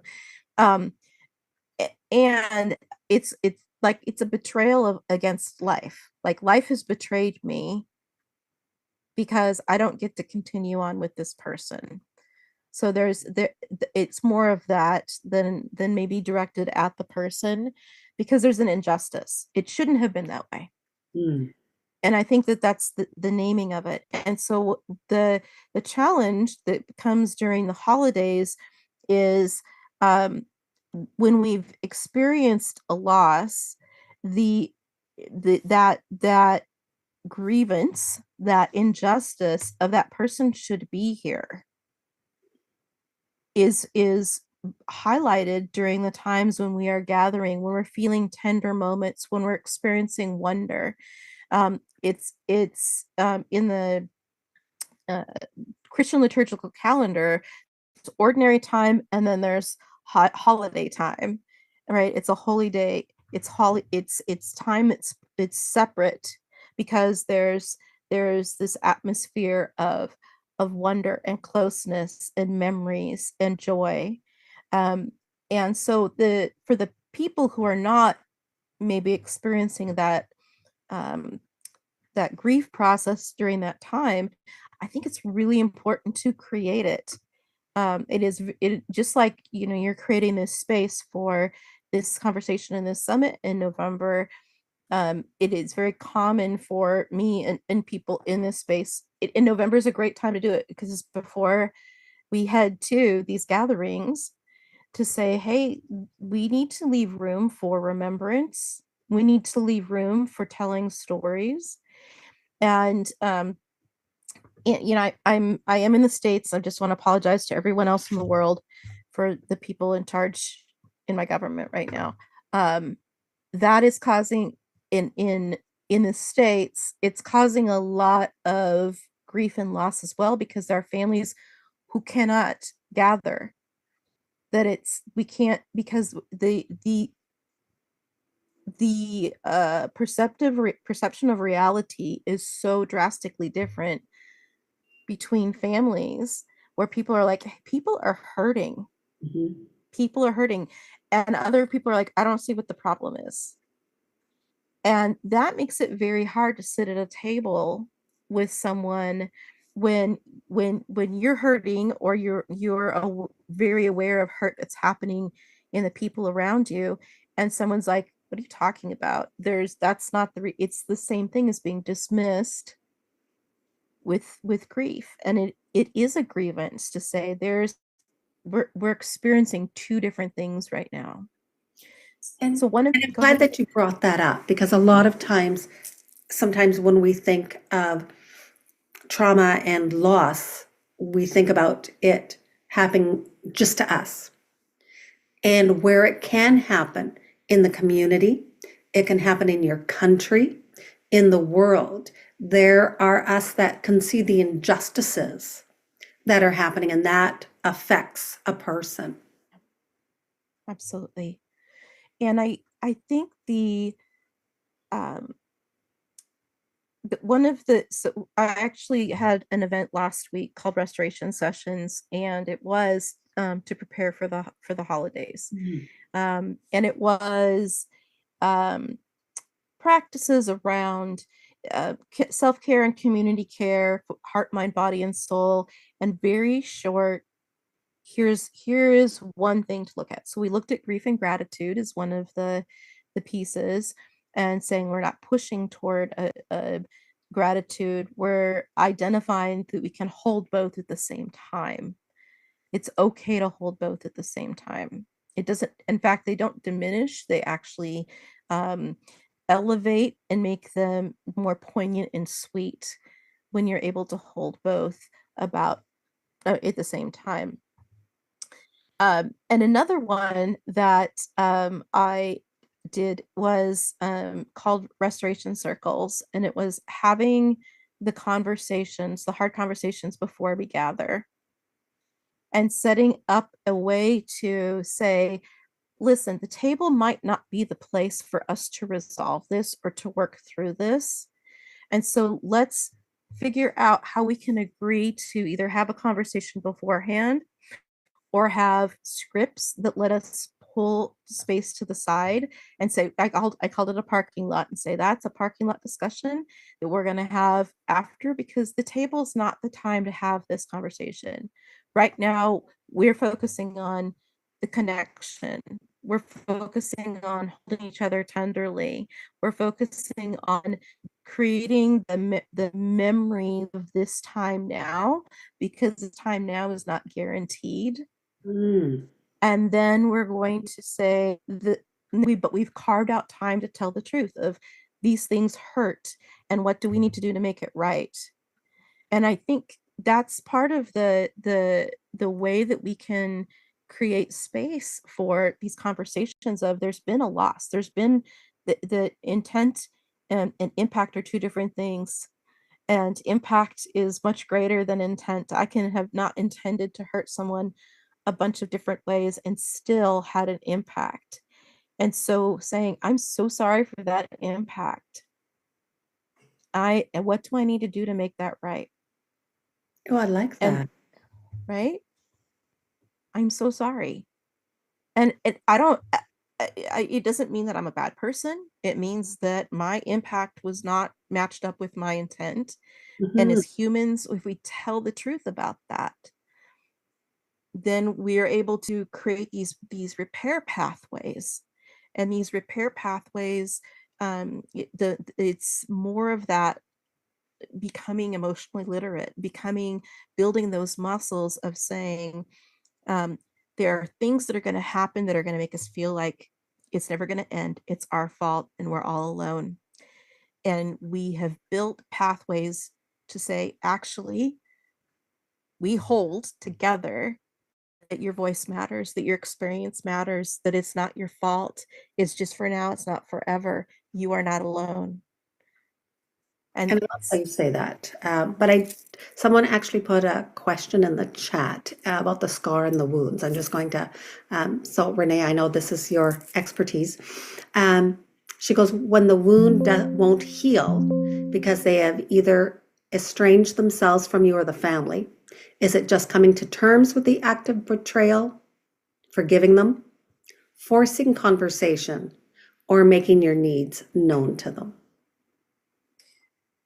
Yeah, that's very rich. Yes to all of it in different ways. And so I will start with forgiveness. In that forgiveness is not forgetting, healing is not forgetting. And forgiveness is for you. Forgiveness is not for them. And we can if it's that same process of telling the full truth of what happened and letting go with compassion, is to say, this happened, I was harmed in this way. I can explain to myself why the person might have done that, and it's actually very helpful, because we can say, well, this is their history, these are the patterns that whatever it happens to be, and that's just the reality. And that helps me to demystify some of it, to stop creating stories around it as to why it happened, or that I deserved it, or that there's something wrong with me, or any of those types of things that can creep up, those lies. And say, yeah, this person struggles with addiction. This person has a traumatic history. There's all these different reasons that a person might do that. And so we have a reason for it. Doesn't excuse what happened, but it's a reason. And then we can continue on that pathway and say, I don't need to be tied to their reality and have that mean something about me. in this situation. That's theirs to hold, not mine. They have caused the harm. I don't need to hold it. And letting and saying, this is a reality. It happened. I am not going to have that be my anchor. I'm not going to be tethered to that anymore. So I can tell the truth of it, but I don't need to take the meaning that might come from that is not true about me. And that's that forgiveness piece, right? It's the untethering from a false narrative that would come from that experience. So that can be done, and you never express it to the person. I in my classes about this, I definitely say that we do repair work with people who've expressed remorse. And if they haven't expressed remorse, it's not my conversation to have with them. Because if they want to do the repair, they will tell me. And I love that. And Renee, I want to thank you for being here, but I do want to ask you, what would you like to have the audience know, like something that you would like to have, like in parting words for them? Absolutely. I would like you to know that there is absolutely nothing wrong with you. You're not broken. There's nothing wrong with you. Even if there's been an injury or a wounding, that you are an amazing you. And you have already lived through adversity and challenges, and you are doing the best that you can do. And that if you're a person who's in the midst of a grief cycle right now, and that space where it feels overwhelming and it feels like that you're alone, I promise you that that is not the full truth of the situation, even though that feels really big right now. It's not the full truth. You're not alone. Thank you so much. It has definitely been a pleasure having you on. I know you and I have had many conversations, and I love learning from you. I love your expertise, and thank you again. Absolutely. Thank you.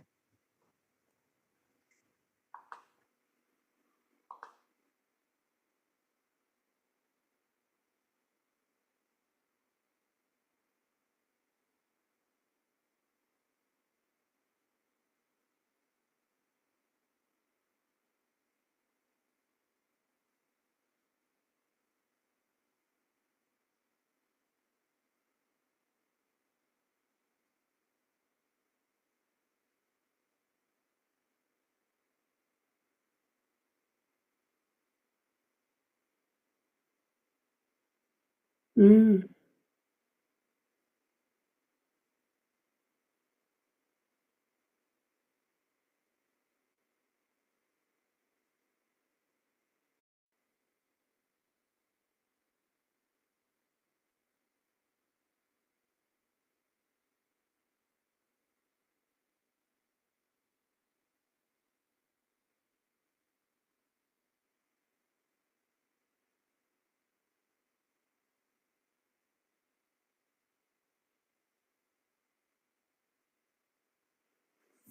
Very good question. I don't think that we can do anything about another person of how they are. I mean, I know Heidi, my next guest, is probably very good at answering this question. I really feel that as a guest, you basically do what helps you.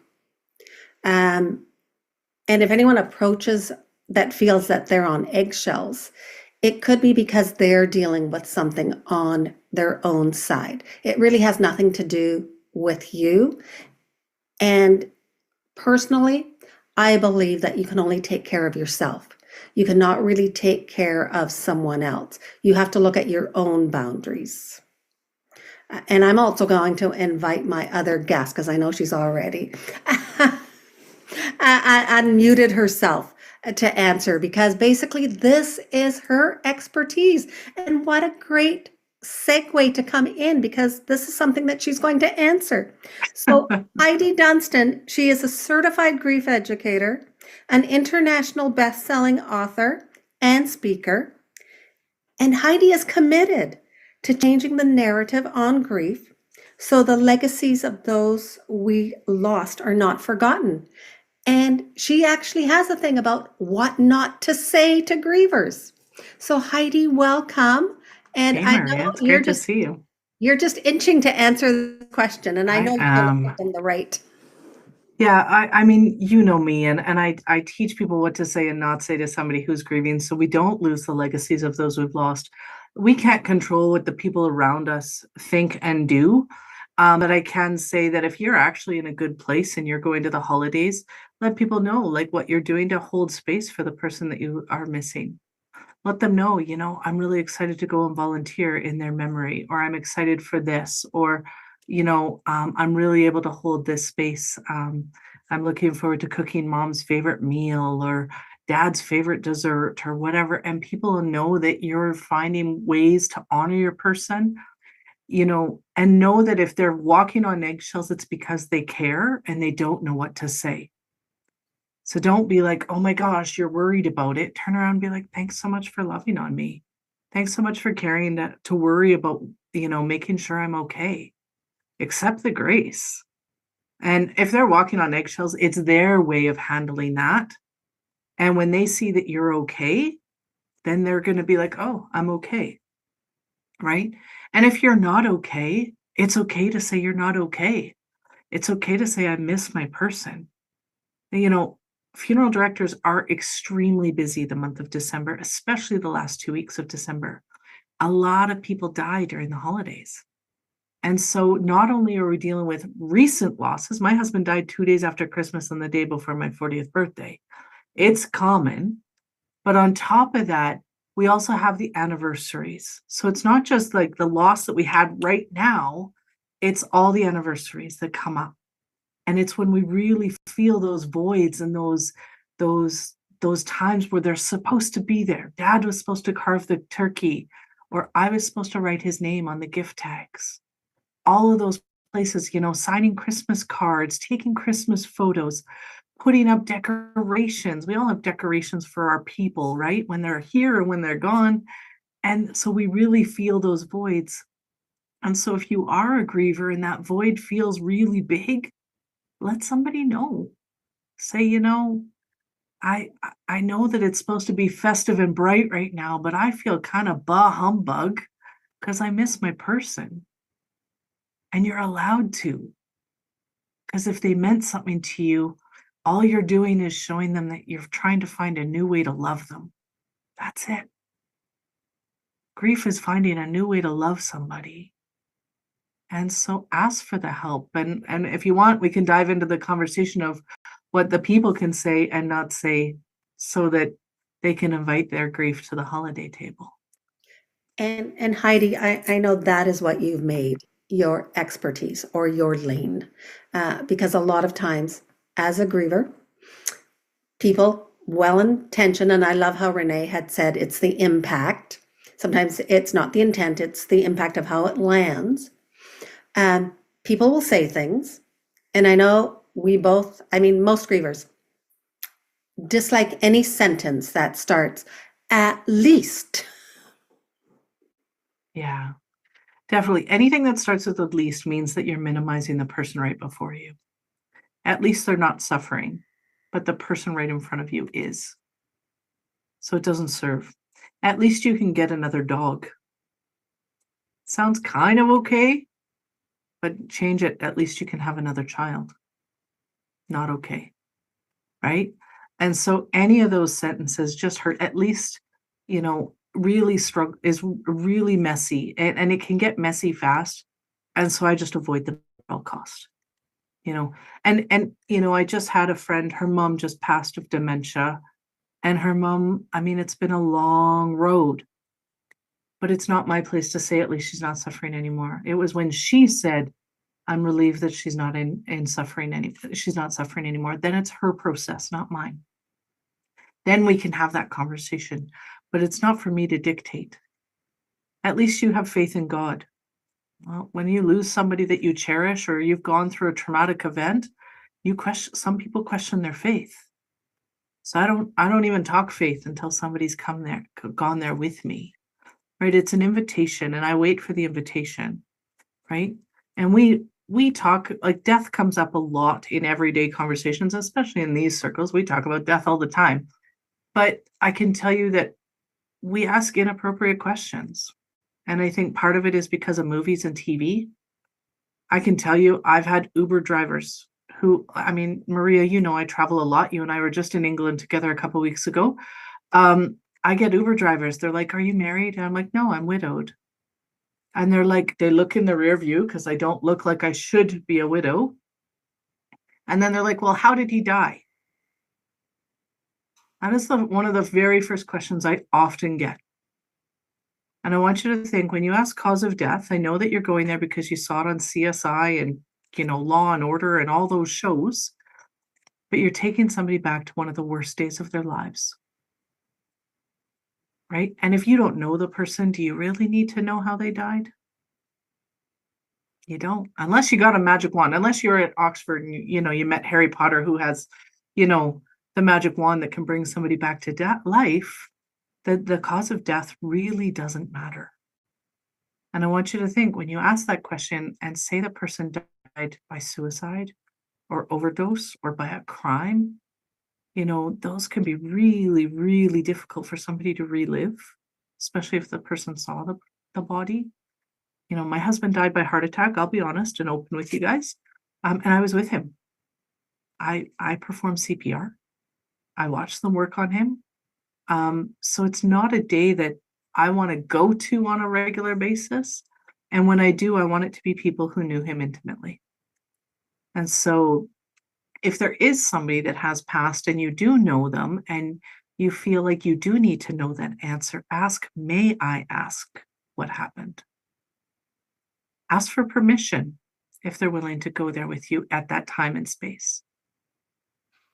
Right? It isn't, a lot of people almost demand it. They almost demand the answer, and that isn't fair.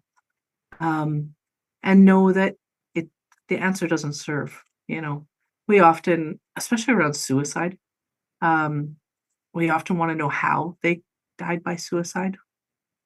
Why? Why do you need to know that? Right? So check your questions. Are they for you, or will they harm the person that you're asking? Okay. And lots of times in my space, when somebody lets me know that they've had a loss in their life, I might say, "Was it recent?" And they say yes. And I might say, "Was it expected?" That's all I really need to know. And it's enough for me to ask for them to know that they could tell me more if they wanted, but I don't need any more information than that. And I love how you say that, Heidi, because in some aspects, I'm like wondering, do we become that because we've had our own experiences of loss? Because we do become more illiterate. So What do you mean? Who becomes more illiterate? what I'm saying is that, and I love how you educate. Yeah, thank you. Right? It really is, and it's definitely needed. I sometimes feel that not that I ever asked anyone beforehand, because I kind of figured if I didn't know them, it was none of my business of how someone passed. My idea is if someone passed, they passed. But I'm sure I probably have said some things that were inappropriate before my son died. Or Sure. even in my pain, I'll go, right? I mean, one of the aspects is, even as a griever, how words land and how they impact us. We can also say something out of hurt and pain, right? And I guess that's where I was kind of going with it, is grace is on both sides, but you're right. When someone is grieving, there are certain questions not to ask. And I think certain questions are not to be asked of anyone, anytime, unless you know them and they want to share. Yeah. And I think actually that's why so many grievers deal with the silence. I believe that a lot of people are afraid they're going to say the wrong thing, and so they say nothing at all. Mm. And that silence, for those of us that have been through grief, we all know that silence is deafening. It's big, and it can really destroy relationships, because all of a sudden, as a griever, you're now grieving the loss of those relationships as well. And you're like, why can't you show up for me? And that can be really difficult. And I mean, I know lots of people that have said to me, Heidi, I had real good friends see me and cross the road and walk on the other side of the street because they didn't know what to say to me. And I can tell you that when you don't have the words, it's okay to say, you're important to me, and I'm not good in these situations, and I don't want to say the wrong thing, but I want to be here for you. How can I support you? That is a way bigger statement than nothing or call me if you need me. And that's a huge statement. That should be a standard, right? I mean, not that there's ever standard statements, but that actually shows that you care for someone, Yeah. that you don't know. I mean, isn't it refreshing for someone to be honest and say, I don't know what to say, but I want to be here for you. Yeah. And it's okay to say, how can I support you today? Rather than call me if you need me. It can be really hard. And when you said earlier that grace needs to be given on both sides, I totally agree. I know so many grievers that are like, oh, they never call. Nobody calls. Well, your person died. You didn't lose your 10 fingers. Your 10 fingers still work. You can dial phone numbers just as well as you could before. And people get a little pissy with me about that one, but I'm really quite firm about it. Like, we also have to be able to say, these are people like that don't know how to deal with us, and they're not sure what they're going to get when they dial, so they don't call. And I'm not saying it's right, but if we want them in our lives, we have to extend that grace. And sometimes it means we've got to pick up the phone. Yeah. And I think I'm thinking back on mine, I'm sure. Yeah. And sometimes, especially as a griever, we sometimes are in that brain fog. Oh, yeah. And it may be years later, and sometimes we may not even know, do we want the relationship or the friendship to continue?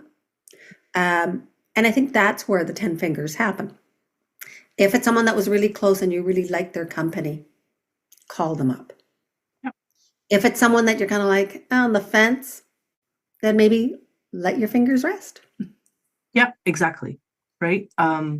But I can tell you that if you continue to say nobody calls me, that's a you problem, not a them problem. And I remember I was doing widows counseling and they showed us a video. And this woman probably in this video said it about 7 times in the video. And I was at that stage. I was probably about 9 months post loss of Mike. And it was like, it hit my head hard that I was like, I can dial their number just as much. And some of them I chose not to call back. Okay. Some of them I was like, no, there's too much water under the bridge. Some of them I also realized I was a reminder to them that Mike was gone because they were close to him. And then that was their grieving process, was they seeing me was too hard. And then some of them I reached out to, and others just showed up. I mean, it's amazing to me how many people show up that you don't really think would show up. I call them the angels in grief, right? The ones that are like, they just show up and you're like, I mean, I had somebody take down my Christmas tree. I had them like do all the baking for the service. And like, it was beautiful how some people just showed up, and people that I didn't really know that. I mean, I knew them, but not that. I didn't think that well, right?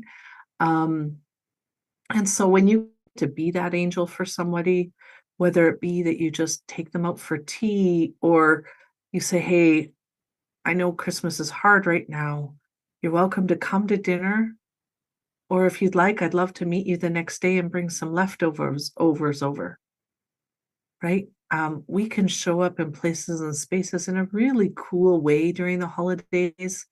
We don't have to be all in our own little lanes.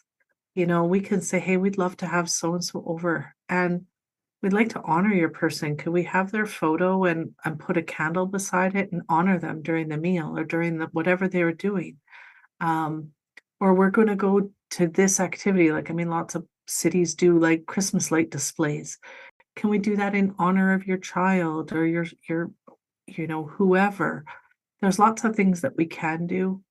If it's somebody who's really close to you, you can create like memory stockings where it could be like photos or a memory book or like, dad's aftershave smell or whatever, could become a new tradition. Oh, dad always bought scratch off lottery tickets. So everybody's getting a lottery ticket this year for Christmas. Or you go and volunteer in honor of the person at one of their favorite charities or donate money in honor. There's lots of things that we can do during the holidays to hold space and honor the people that we love, that allows somebody to go, this was important and thank you. And yes, it may come with tears, and that's okay. Tears are just their heart talking. But it's okay to let them feel everything and thank them for their courage and thank them for being real with you. Right? Thank them for just showing up, because sometimes in grief, showing up is hard. And so when somebody cries for me, give me 1 sec. I always say, thank you for being open with me. Thank you for sharing that. I see it as a privilege, not a burden. When somebody wants to share their memories of somebody that they love, I'm honored. And it doesn't even matter if I knew them. How can I help, Diana? Oh, you're muted. Hi. What I wanted to mention is my mom passed away not unexpectedly in September, and as we didn't have the memorial service um, until late October, and there had been some family division in surrounding my mom and circumstance.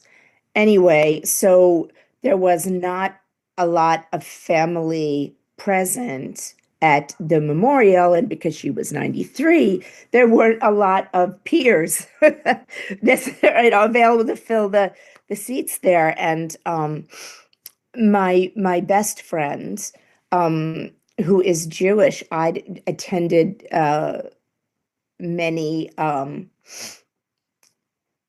why did it go out of my mind? Not Seder, sitting Shiva, where people come and visit and they bring. And I thought, wow, I wish Episcopalians, which is what I am, had that kind of a support, kind of an ongoing thing, not just like, okay, and we will have a light refreshments will be served.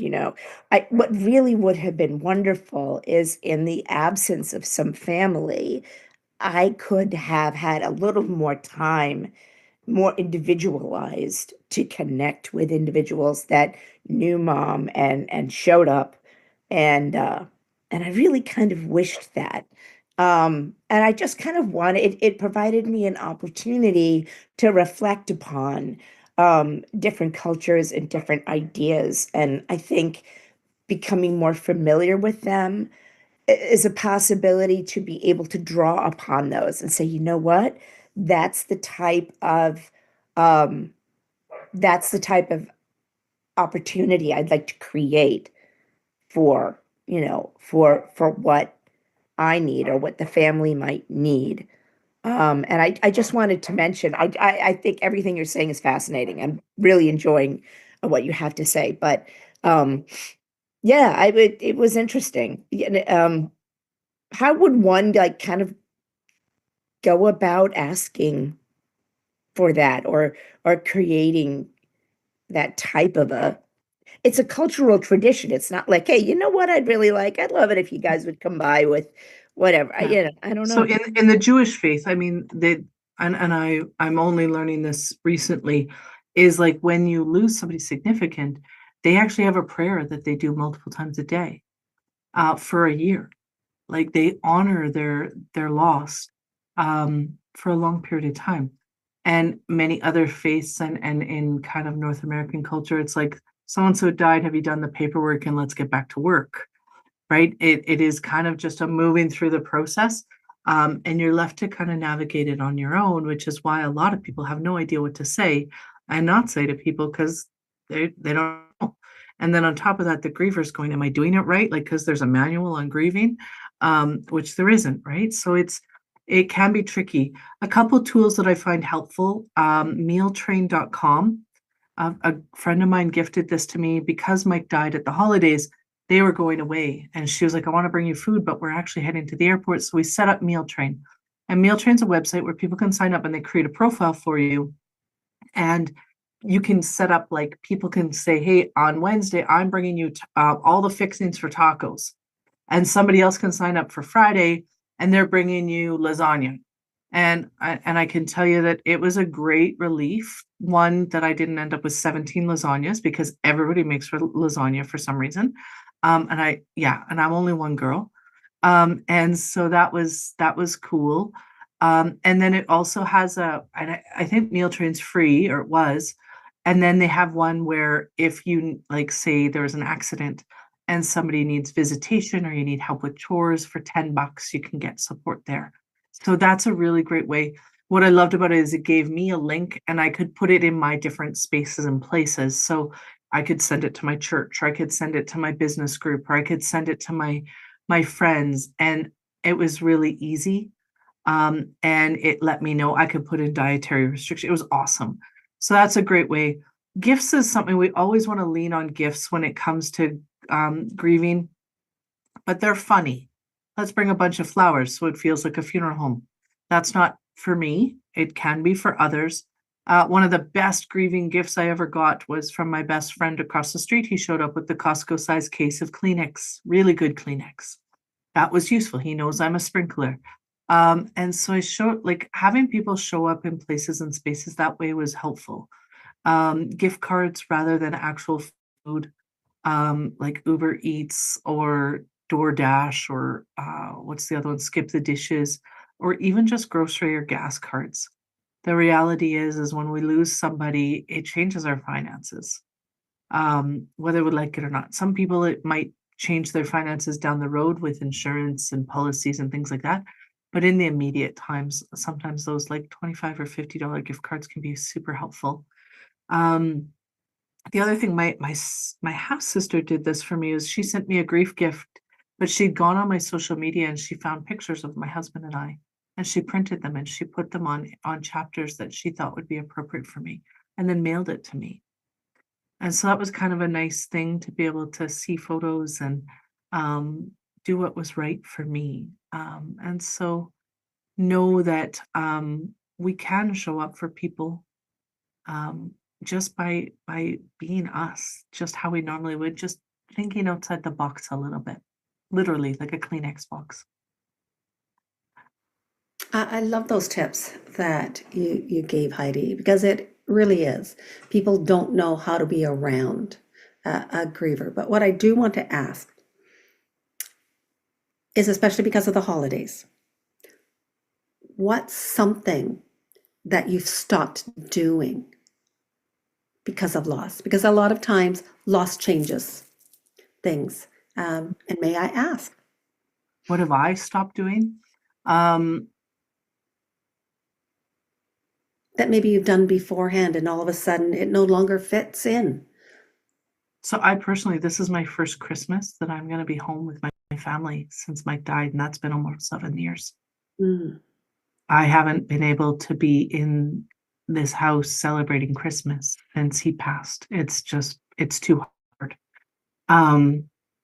With people around me, I would say grace. Like, there's a heck of a lot more grace. I think outside the box a little bit more for the people that are going through grief, I reach out a little bit more. So, and it doesn't need to be a long conversation. It could just be, hey, I'm thinking about you today. It could be, hey, I know this is your first Christmas without your mom. I want you to know I'm sending you a hug, and let me know if you want to chat. Right? And sometimes they do, and sometimes they don't. And so it's about showing up and loving people where they're at without judgment. Mm. Right? I think that's kind of the biggest piece that I think stops connection in grief, is the fact that we judge how somebody's grieving. We judge, we think, oh, I would do it this way. Oh, they cry too much, or they don't cry at all, or oh, they took their wedding ring off, or oh, look, they still have the kids' room all set up. It doesn't matter how they do it. It's as individuals, our fingerprint. And if we can love them where they're at rather than where we think they should be, we're going to be able to grieve with grace together rather than separate in isolation. Well, thank you so much, Heidi. And I know that this year will, of course, be different. As you said, you've always been away. I have, yeah. I always go to the beach. So Right? one, it'll be a lot colder because I'm in Canada. Yes, and especially where you are, it's even colder than. But definitely, it really is. And one of the showcases, I think, in regards to grief, is about there's no one way, like there's no one size fits all, and we all have to do what's right for us. Yeah. And that I think you've shown today, and I really love. I always have. I've always loved your honesty, and your directness. Right. And so I really do. I'm so glad that I met you and you're in my life. I love it too. And you know me, you know that so many people, they know they want to do different when somebody they love is grieving.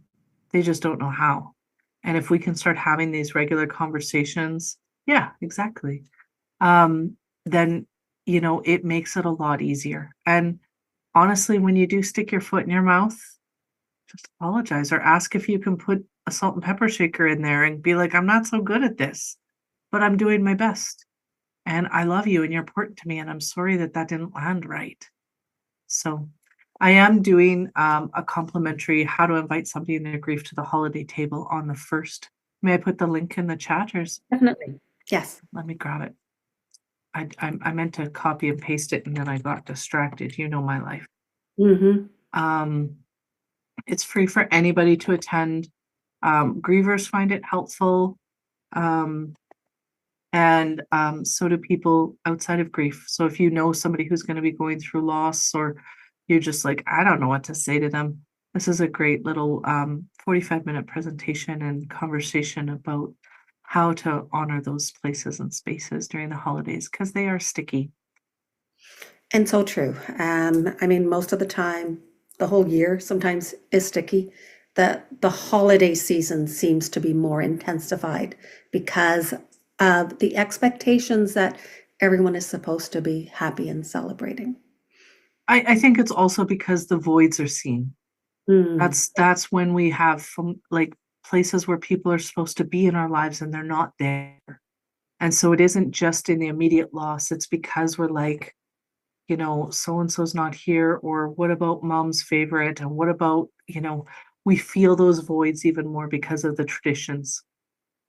And so, and they're real emotions. It doesn't matter if you've lost somebody a year ago or 15 years ago.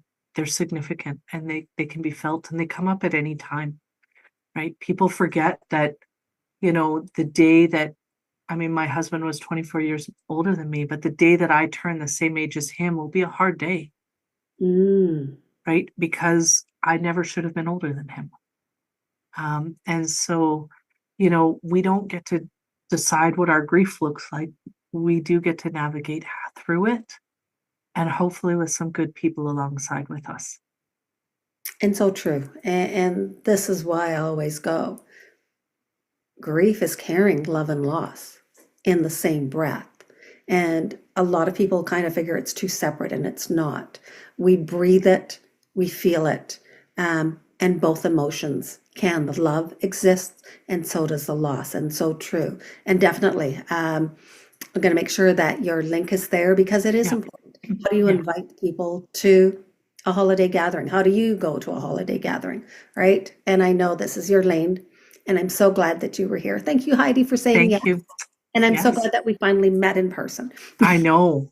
In England, well, we England, met in of Vancouver course. before, but yes. Thank you. Thank you. Take Thank you care. so much, Heidi. Bye. Oh, and that is definitely so interesting because a lot of times we don't know what to say to a griever, and we do, as Heidi says, we put our foot in our mouth. And I think, as she said, it's okay to, if you put your foot in your mouth, to say that you did. It's when we don't that I think it becomes the impact, as Renee had mentioned. So my next guest, which again, yes, I know all these people. We haven't met personally, but I've known her virtually for, I think, a number of years. And Michaela Jones, ND, I remembered the ND, naturopath. She'll explain it because she's a sought out mind and body connection specialist. She's integrative wellness specialist and a holistic health expert. And she's passionate about empowering individuals to reclaim their well-being. So one of the reasons on this, and Michaela, I'm going to say thank you for saying yes and showing up, is because at any time that we're in grief, as a griever, we forget about ourselves. We forget to take care of ourselves. I don't even know what the words to say, is that we become on autopilot, but autopilot basically just means we're functioning, we're not being fully present, and we definitely do not take care of ourselves. And especially, I believe, during the holiday season, we're going to forget about ourselves even more so, because we do have sometimes some emotions that arise that maybe were unexpected. And so, Michaela, I want to thank you so much for saying. And also, I guess, as a holistic health expert, what is one way to show ourselves compassion and self-care?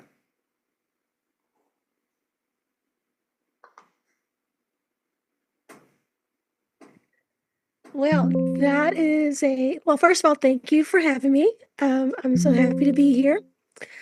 Um, that's actually kind of a loaded question because so many of us don't take care of ourselves, as you said, particularly during the holidays when emotions start to run high and things kind of catch us off guard. Honestly, I would say the biggest thing that you can do to take care of yourself and show yourself compassion is to set boundaries.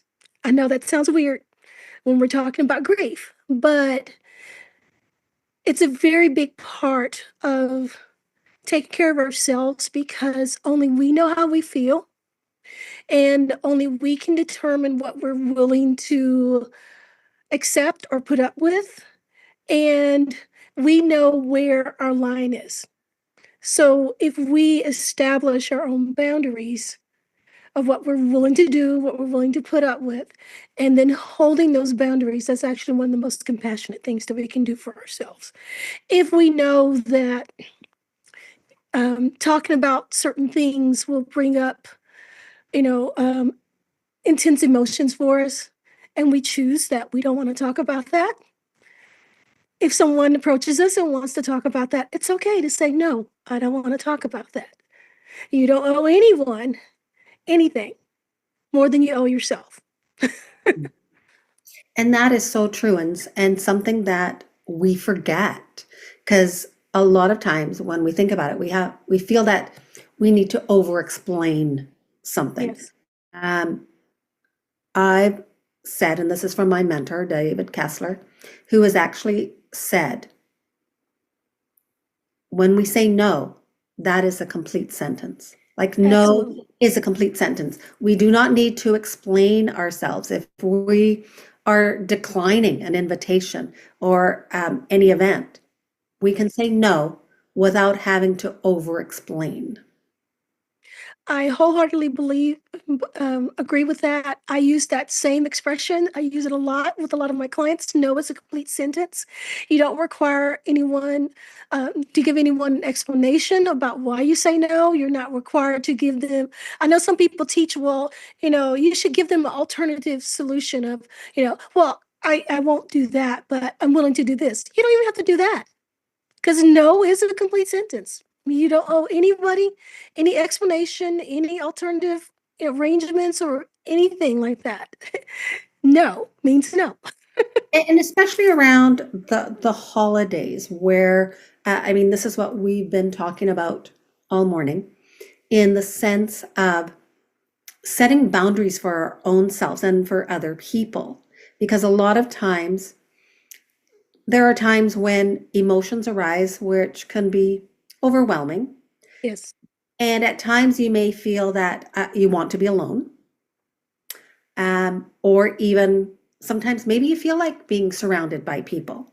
And at times I always go, especially in grief or even in loss of any type, we can be surrounded by people and all of a sudden an emotion can Yes.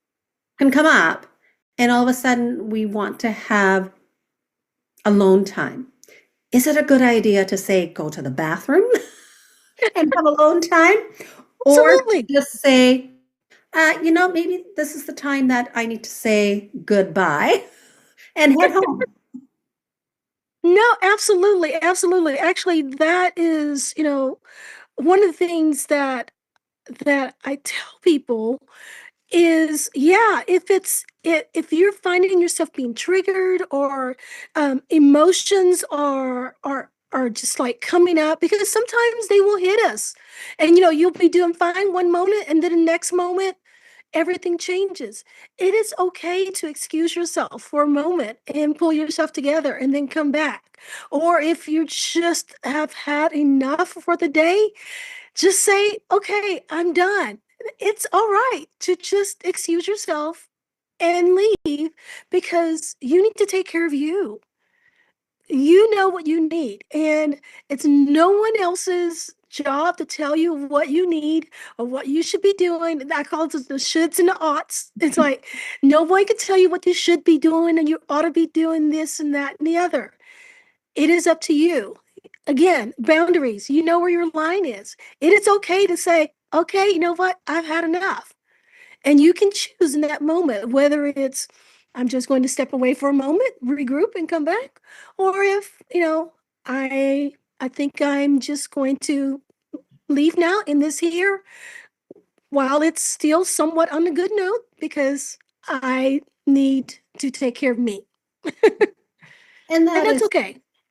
and I think that's the aspect where people sometimes want to be validated, right? In the sense of when we're hurting, we may not trust. I call them heart whispers.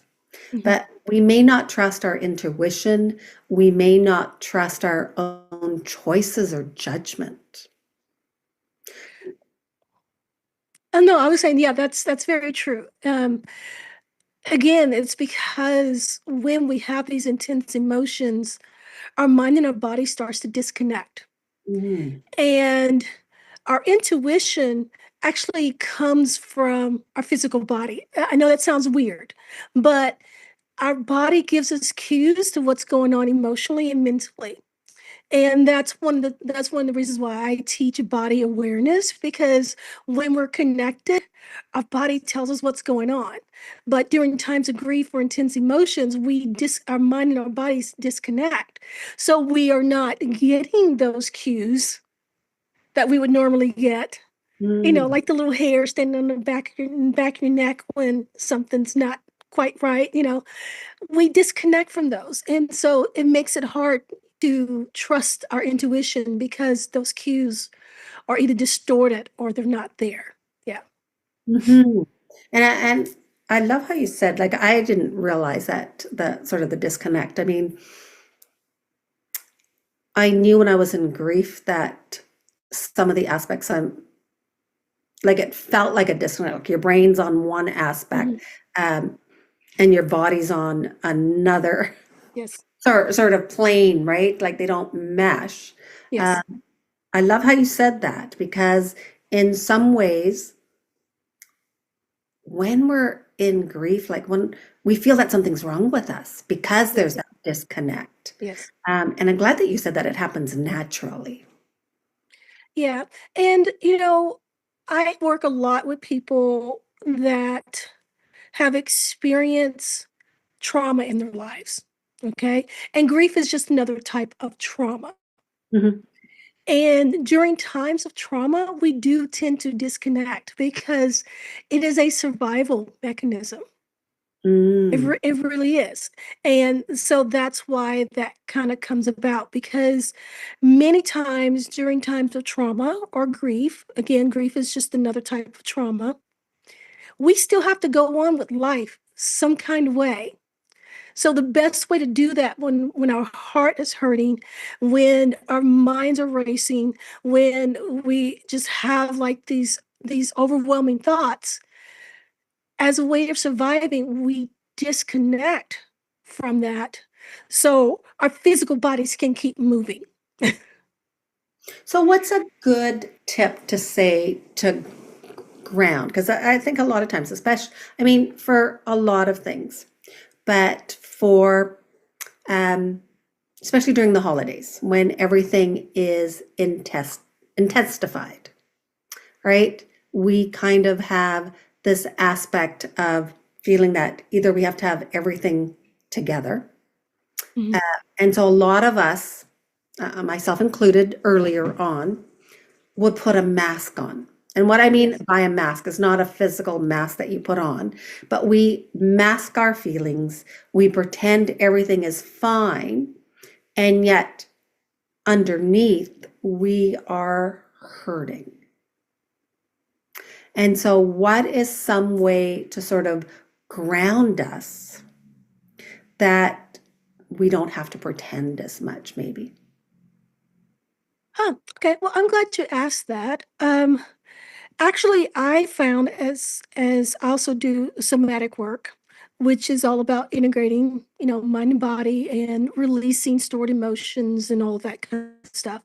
I have found that breath work actually works really good for dealing with grief scenarios, and there are actually different types of breathing mechanisms that you can utilize depending on where you are, whether you can like step away, or because obviously if you can't really step away, you don't want to really be doing something that's going to make people like look at you like, okay, what the heck is she doing? Kind of thing. So I would like to offer these for those who are wondering about that. There are actually probably about 4 or 5 different ones that I recommend, depending on where you are and what you feel comfortable with. One is like a simple like what we call an extended exhale, and that's basically when you breathe in and then you breathe out, and you try to breathe out for as many counts as you possibly can. So it's like inhale and then exhale and then just push it out for as long as you can, because this helps quickly calm stress and anxiety. So if you're feeling really stressed at the moment, or you're anxious, it's like, oh my gosh, you're going to be around a bunch of people and you're really not sure how that's going to go, and you're just like really super anxious, that one is really good for that. Then there's one that is called the heart-centered breath, and basically, you just kind of put your hand over your heart, and then you just breathe slowly and into the chest space, and allowing the breath to fill the chest space. And, so you inhale and you exhale. And this helps kind of reconnect you to your heart, to what you're feeling. Because since we are disconnecting, sometimes we feel like we're not allowed to feel those feelings, or sometimes the feelings are just so overwhelming that we don't want to feel them.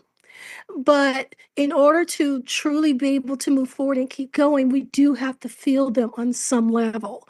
So doing that allows you to feel those emotions without overwhelming yourself. So that's one of the reasons I like that one. Then there is the sigh breath, which I absolutely love this one. I give this one to my clients all the time, and this one's really good for like releasing just like the negative energy or you're not really releasing all of the grief, but it's like all that pent up, just I just gotta let it go. And basically you just inhale through your nose, and then you do a long open mouth big sigh exhale, and it's like blowing out all of that pent up stuff. So that is actually one of my favorites. Literally you just go, and then it's like if you're like blowing on a mirror after taking a shower, and you're like, and you're writing in it. You're just kind of using that to just exhale all of that pent up excess energy, emotion, or whatever it is that you just need to release in that moment, because the body knows, even if you don't know what's going on or what needs to be released, the body knows what needs to be released. All you got to do is just give it that mechanism. So I find that one to be really good when you just you don't know what's going on. You know you need to release something, so you just release it. And do you make Then a of course sound with that too? Because I was thinking of there's a practice where you breathe in, and then Mhm. when you breathe out, you make a loud sound, like a big exhale sound, like you blow it Yeah, out. that's yeah. Big sigh sound. Yeah, whatever that means for you. So when I'm using that with clients, sometimes, I just have them, to just do it like they're breathing on the mirror, sometimes I tell them to just let it all out as audibly as possible, and then whatever that feels like for them, because some people, it's like they're letting out a scream, others is just like, so whatever it is for them, again, the body knows. But yeah, audible sounds, absolutely. Yeah. So, And I love how you say that the body knows, because it really is. The body remembers. yes, And yes, the body holds so much more than yes. what we actually um, believe that it does. It does. It does. There's actually a really good book, and it's called "The Body Keeps the Score," Mm, and it talks a lot about that, because even if we don't remember everything mentally, our body remembers absolutely everything. And grief and trauma and those types of and heavy emotions, they all get stored in the body. That's one of the reasons why I specialize the way that I do, because I feel like that's a piece that everybody misses, is that there is so much connectivity between mind, emotions, and body. And many times when you have things that are going on in the physical body, there's an emotional anchor. And grief is one of those things that does get stored in the body, and it affects the physical body. You think that it just affects your emotions and it affects your mental state, but it also affects your physical state as well. In particular, one of the reasons why breath work works really great for dealing with grief is because grief is one of the types of emotions that gets stuck in the lungs. mm. It often affects our lungs, which is going to affect our ability to breathe. You may hear people having shallow breath, that kind of thing. So the lungs are often affected by grief. So being able to practice breath work will help you to not only help you release some of the trauma of the grief, but also be able to help your physical body continue to be able to operate at a good capacity, especially since we're probably also not taking care of ourselves very well as well, on top of all that. So, And that's so true. I mean, the other guest, Heidi, had did say, because there are, and I don't, and I dislike using the word stages, because there is no stages in grief. right. It's a journey. So when it's the rawness, it's either sometimes I always go, we either forget to eat or we overeat. And it Yes. depends on if you're an emotional eater. So there's no judgment here. It's just sometimes how our emotions work. And even when the journey continues, whether it's year 5 or year 10, our bodies are holding on to some wounds that we have never been able to express. Right. And we had Renee talk about the trauma, right? Because there's trauma even in grief. Yes. And so a lot of times we make light of everything in some ways. And I think it's because most people are uncomfortable on having the heavy conversations. And this is why we're having these conversations, is to really bring an awareness and to sort of say, these are topics to talk about. Because the Yes. more we talk about them, the more we get to release them from our body. And the work that you're doing is so important. Like, I didn't realize that it stayed in the lungs. Mhm. Yeah. And my son died like 16 years ago. And so it's probably one of the reasons why I have sometimes breathing issues, but I had breathing issues from before because I have asthma. But it's also one of those things that at times we don't know what our body is carrying because we're so focused on our emotions. Yeah. Right. And we don't even make that connection that it is altogether. It is the mind-body connection. Yes. And it includes emotions. Yes. Absolutely. Absolutely. Yeah. When you were talking, I was thinking of a story of someone who had immeasurable loss. And I'd also like to point out too, I know that we're talking about losing loved ones mostly here around the holidays because that seems to be, but there are other types of losses too. Oh, And definitely. and people are probably experiencing more than one because Mhm. you're experiencing the loss of a loved one, but you're also experiencing loss of, what you thought your life was going to look like, or, or any other things that compounds that loss. And I was thinking about someone who had experienced immeasurable loss. And then every time she was triggered, she felt like she was losing her breath. Mm. I can't breathe. I can't breathe. Every time she thought of what had happened, I can't breathe. And that's one of the ways that what's going on in the emotions and in the mental state totally affects our bodies and can create physical symptoms in the body that you may not realize. Again, we're disconnecting as well. So you may not connect that, oh my gosh, I'm having, bronchitis issues, that it's related to trauma and grief that you're still carrying with you. And as you said, there's there's no timeline on it. Could have been carrying it the entire time. Sometimes it may trigger more than others.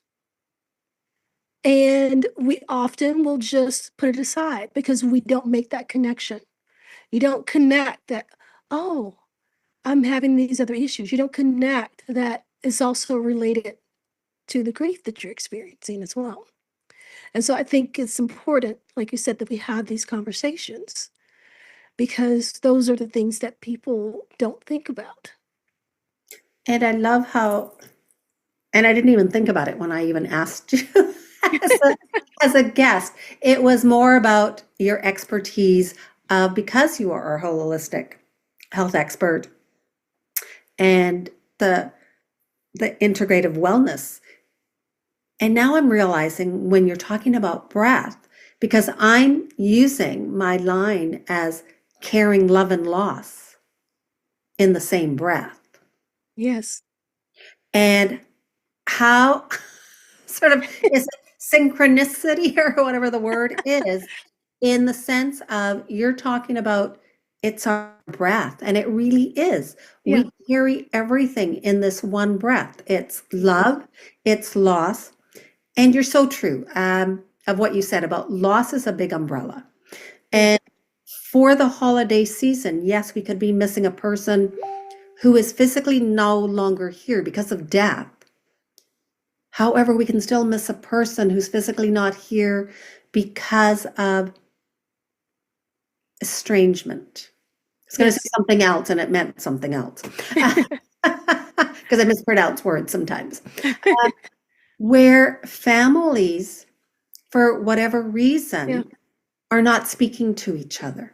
Yes. And there's no judgment on that because none of us are going to know the reason for it. Right. And so sometimes I feel that we need to give people the grace.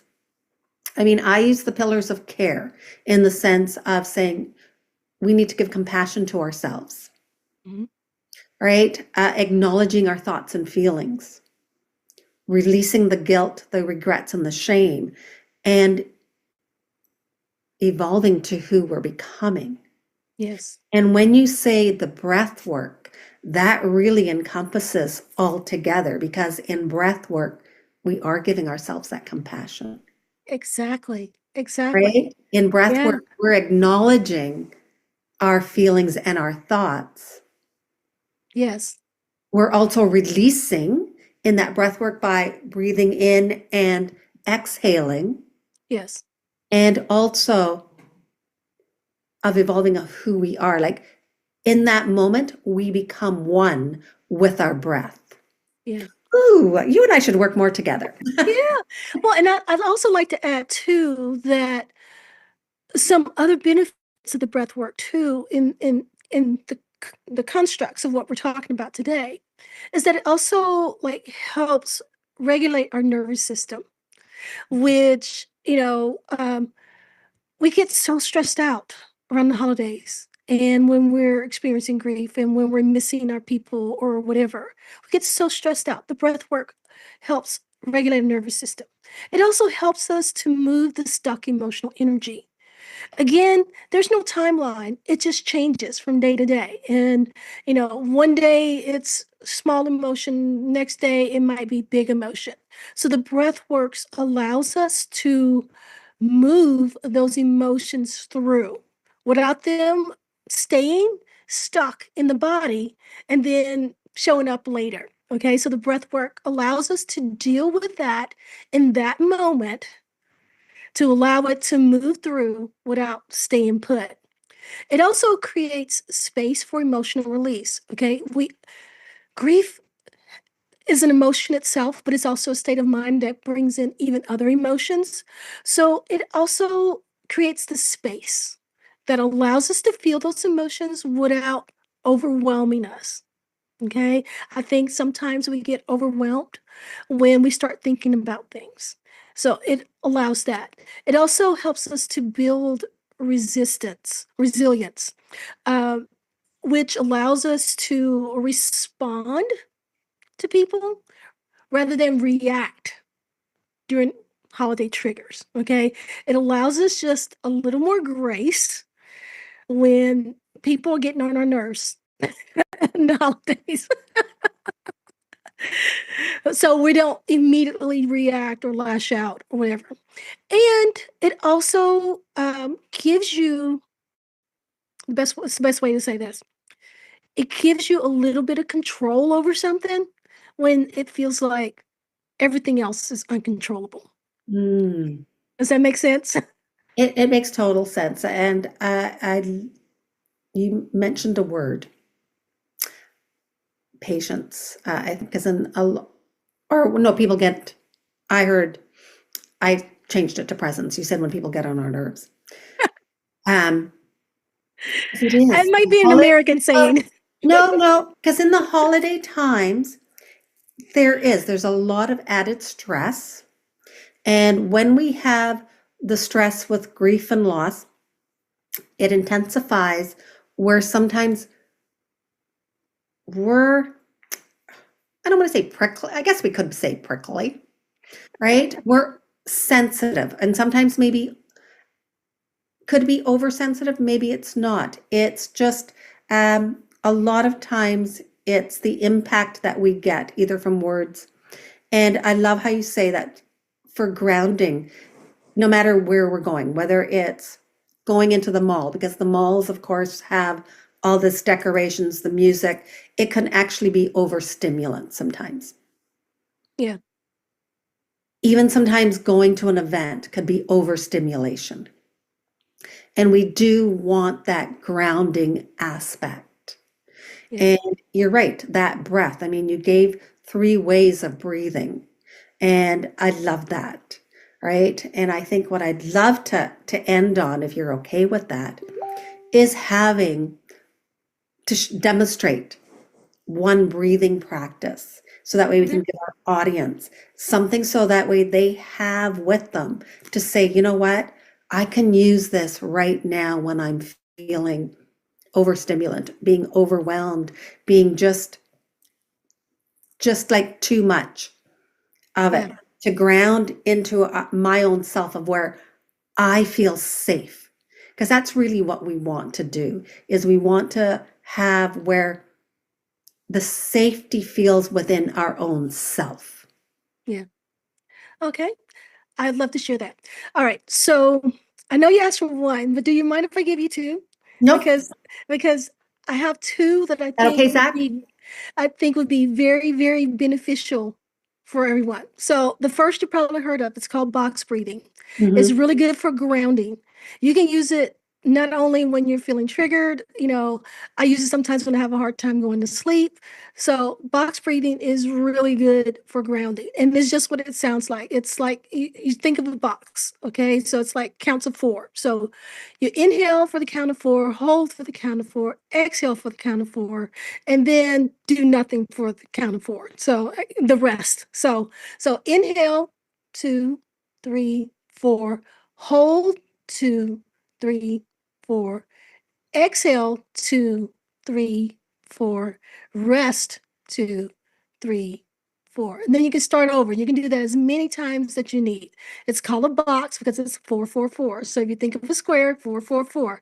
Inhale to count of 4, hold it count of 4, exhale count of 4, and then rest count of 4. And you just do that until you feel like, okay, I'm grounded now. I can go on. That's one of my favorites. I use it a lot for a lot of things. If I'm getting triggered or if I'm getting stressed or I'm having anxiety, it's really good because you can just sit there and you can just do it. No one even really needs to know you're doing it. So it's really good for that. And then the other one is actually called the grief breath, and this is from somatic therapy. And this one is also a really good one too, and it's really, really easy. So that's why I wanted to share this one as well. And basically, you inhale while lifting your shoulders up because sometimes when we're under trauma and grief and stress, we feel like the weight of the world is on us or we're carrying all this stuff with us. So you inhale and lift your shoulders. Then as you exhale, you drop your shoulders. And so it's like almost like releasing all of that you're carrying around with you. So inhale, exhale. And you can add the audible exhale to that if you want to kind of get like a little extra in there. But it's all about lifting the shoulders and then dropping the shoulders. And that's signaling the body to just let go of what you're carrying on your shoulders at that moment. And those two together are really good, especially for this time of year. And you can use them almost anywhere. So Oh, Michaela, thank you so much. I did. It's a delight having you on and sharing your expertise. And I do want to give, because I know you wrote a book. I have multiples. You have multiples. Yes, yes. But your most recent book. So my most recent book is what is my most recent book? Oh my gosh. Didn't mean to put you on the spot. You can share later and we'll Well, you know what? It's not my most recent one, but this is the one I've been doing some stuff with lately. And so I'll talk about this one. It's called Rewriting Your Story. hmm. So it's all about the stories we tell ourselves, the stories we've written about ourselves, about our health, about us. And it's about changing the story.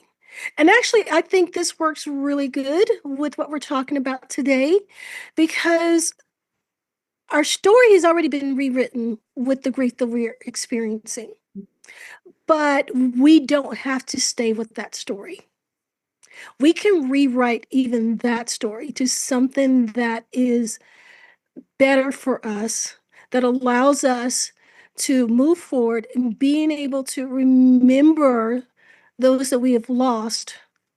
And as you said, and holding that love in our hearts without being overwhelmed by it and without being overly grieved about it.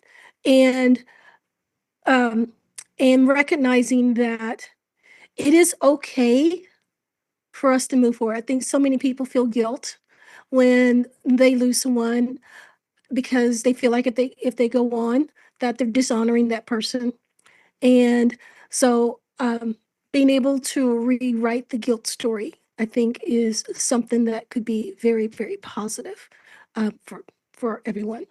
But that being said, I do have multiple books, and they can find them at livingnaturallyforlife.com/books.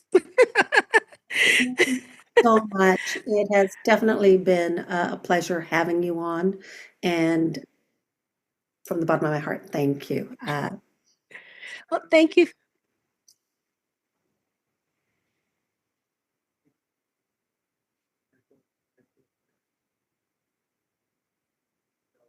Okay.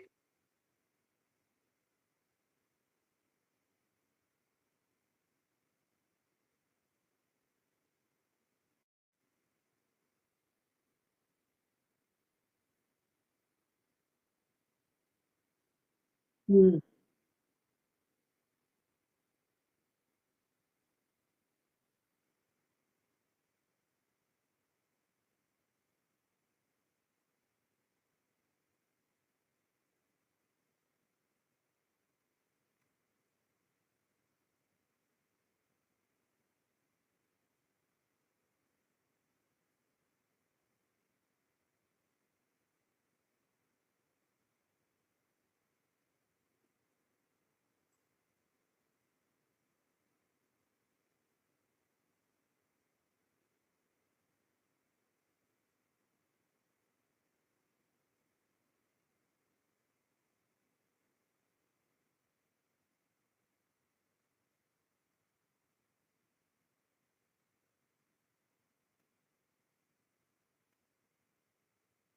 Yeah.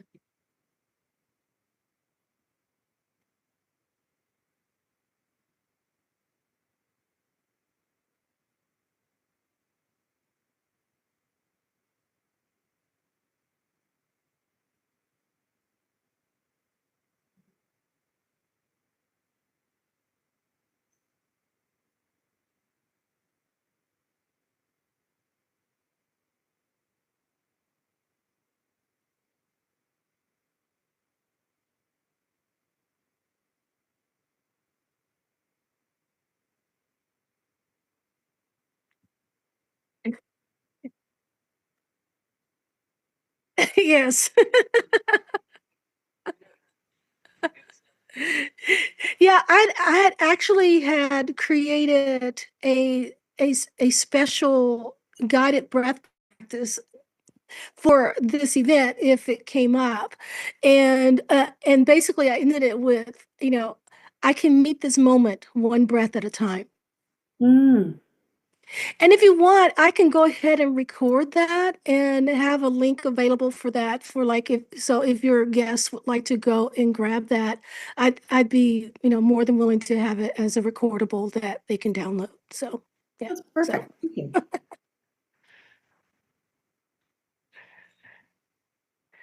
all righty. I think you got cut out. You cut out. Are you still there? Okay. For a moment, I thought I saw your mouth moving, but there was no words coming out. So it's like, okay, what happened? Did we freeze?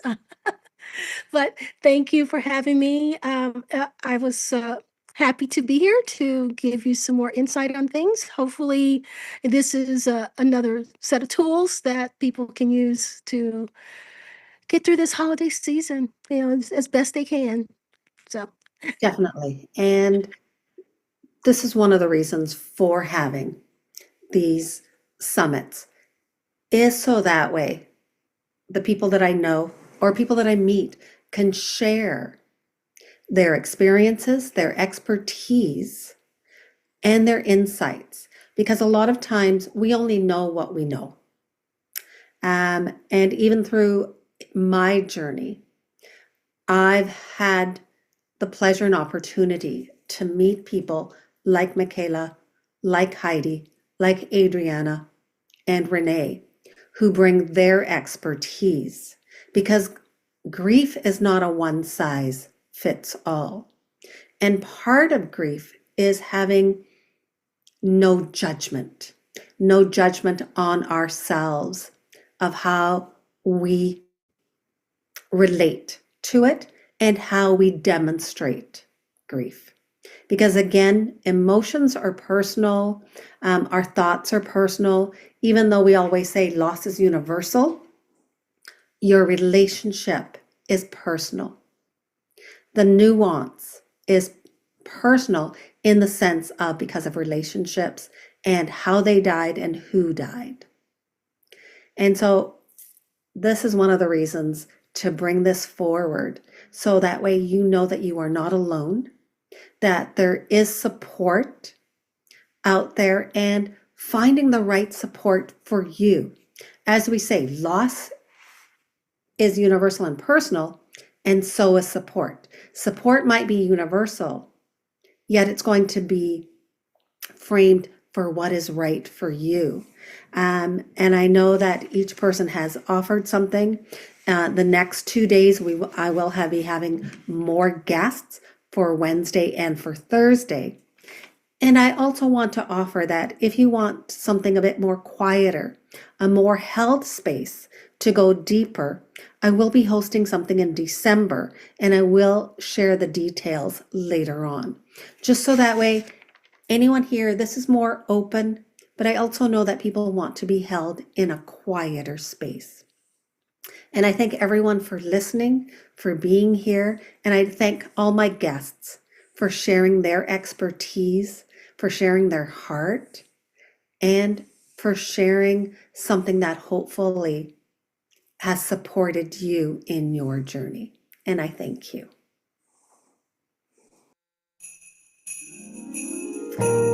Good day, everyone. Hope is rising, love is near.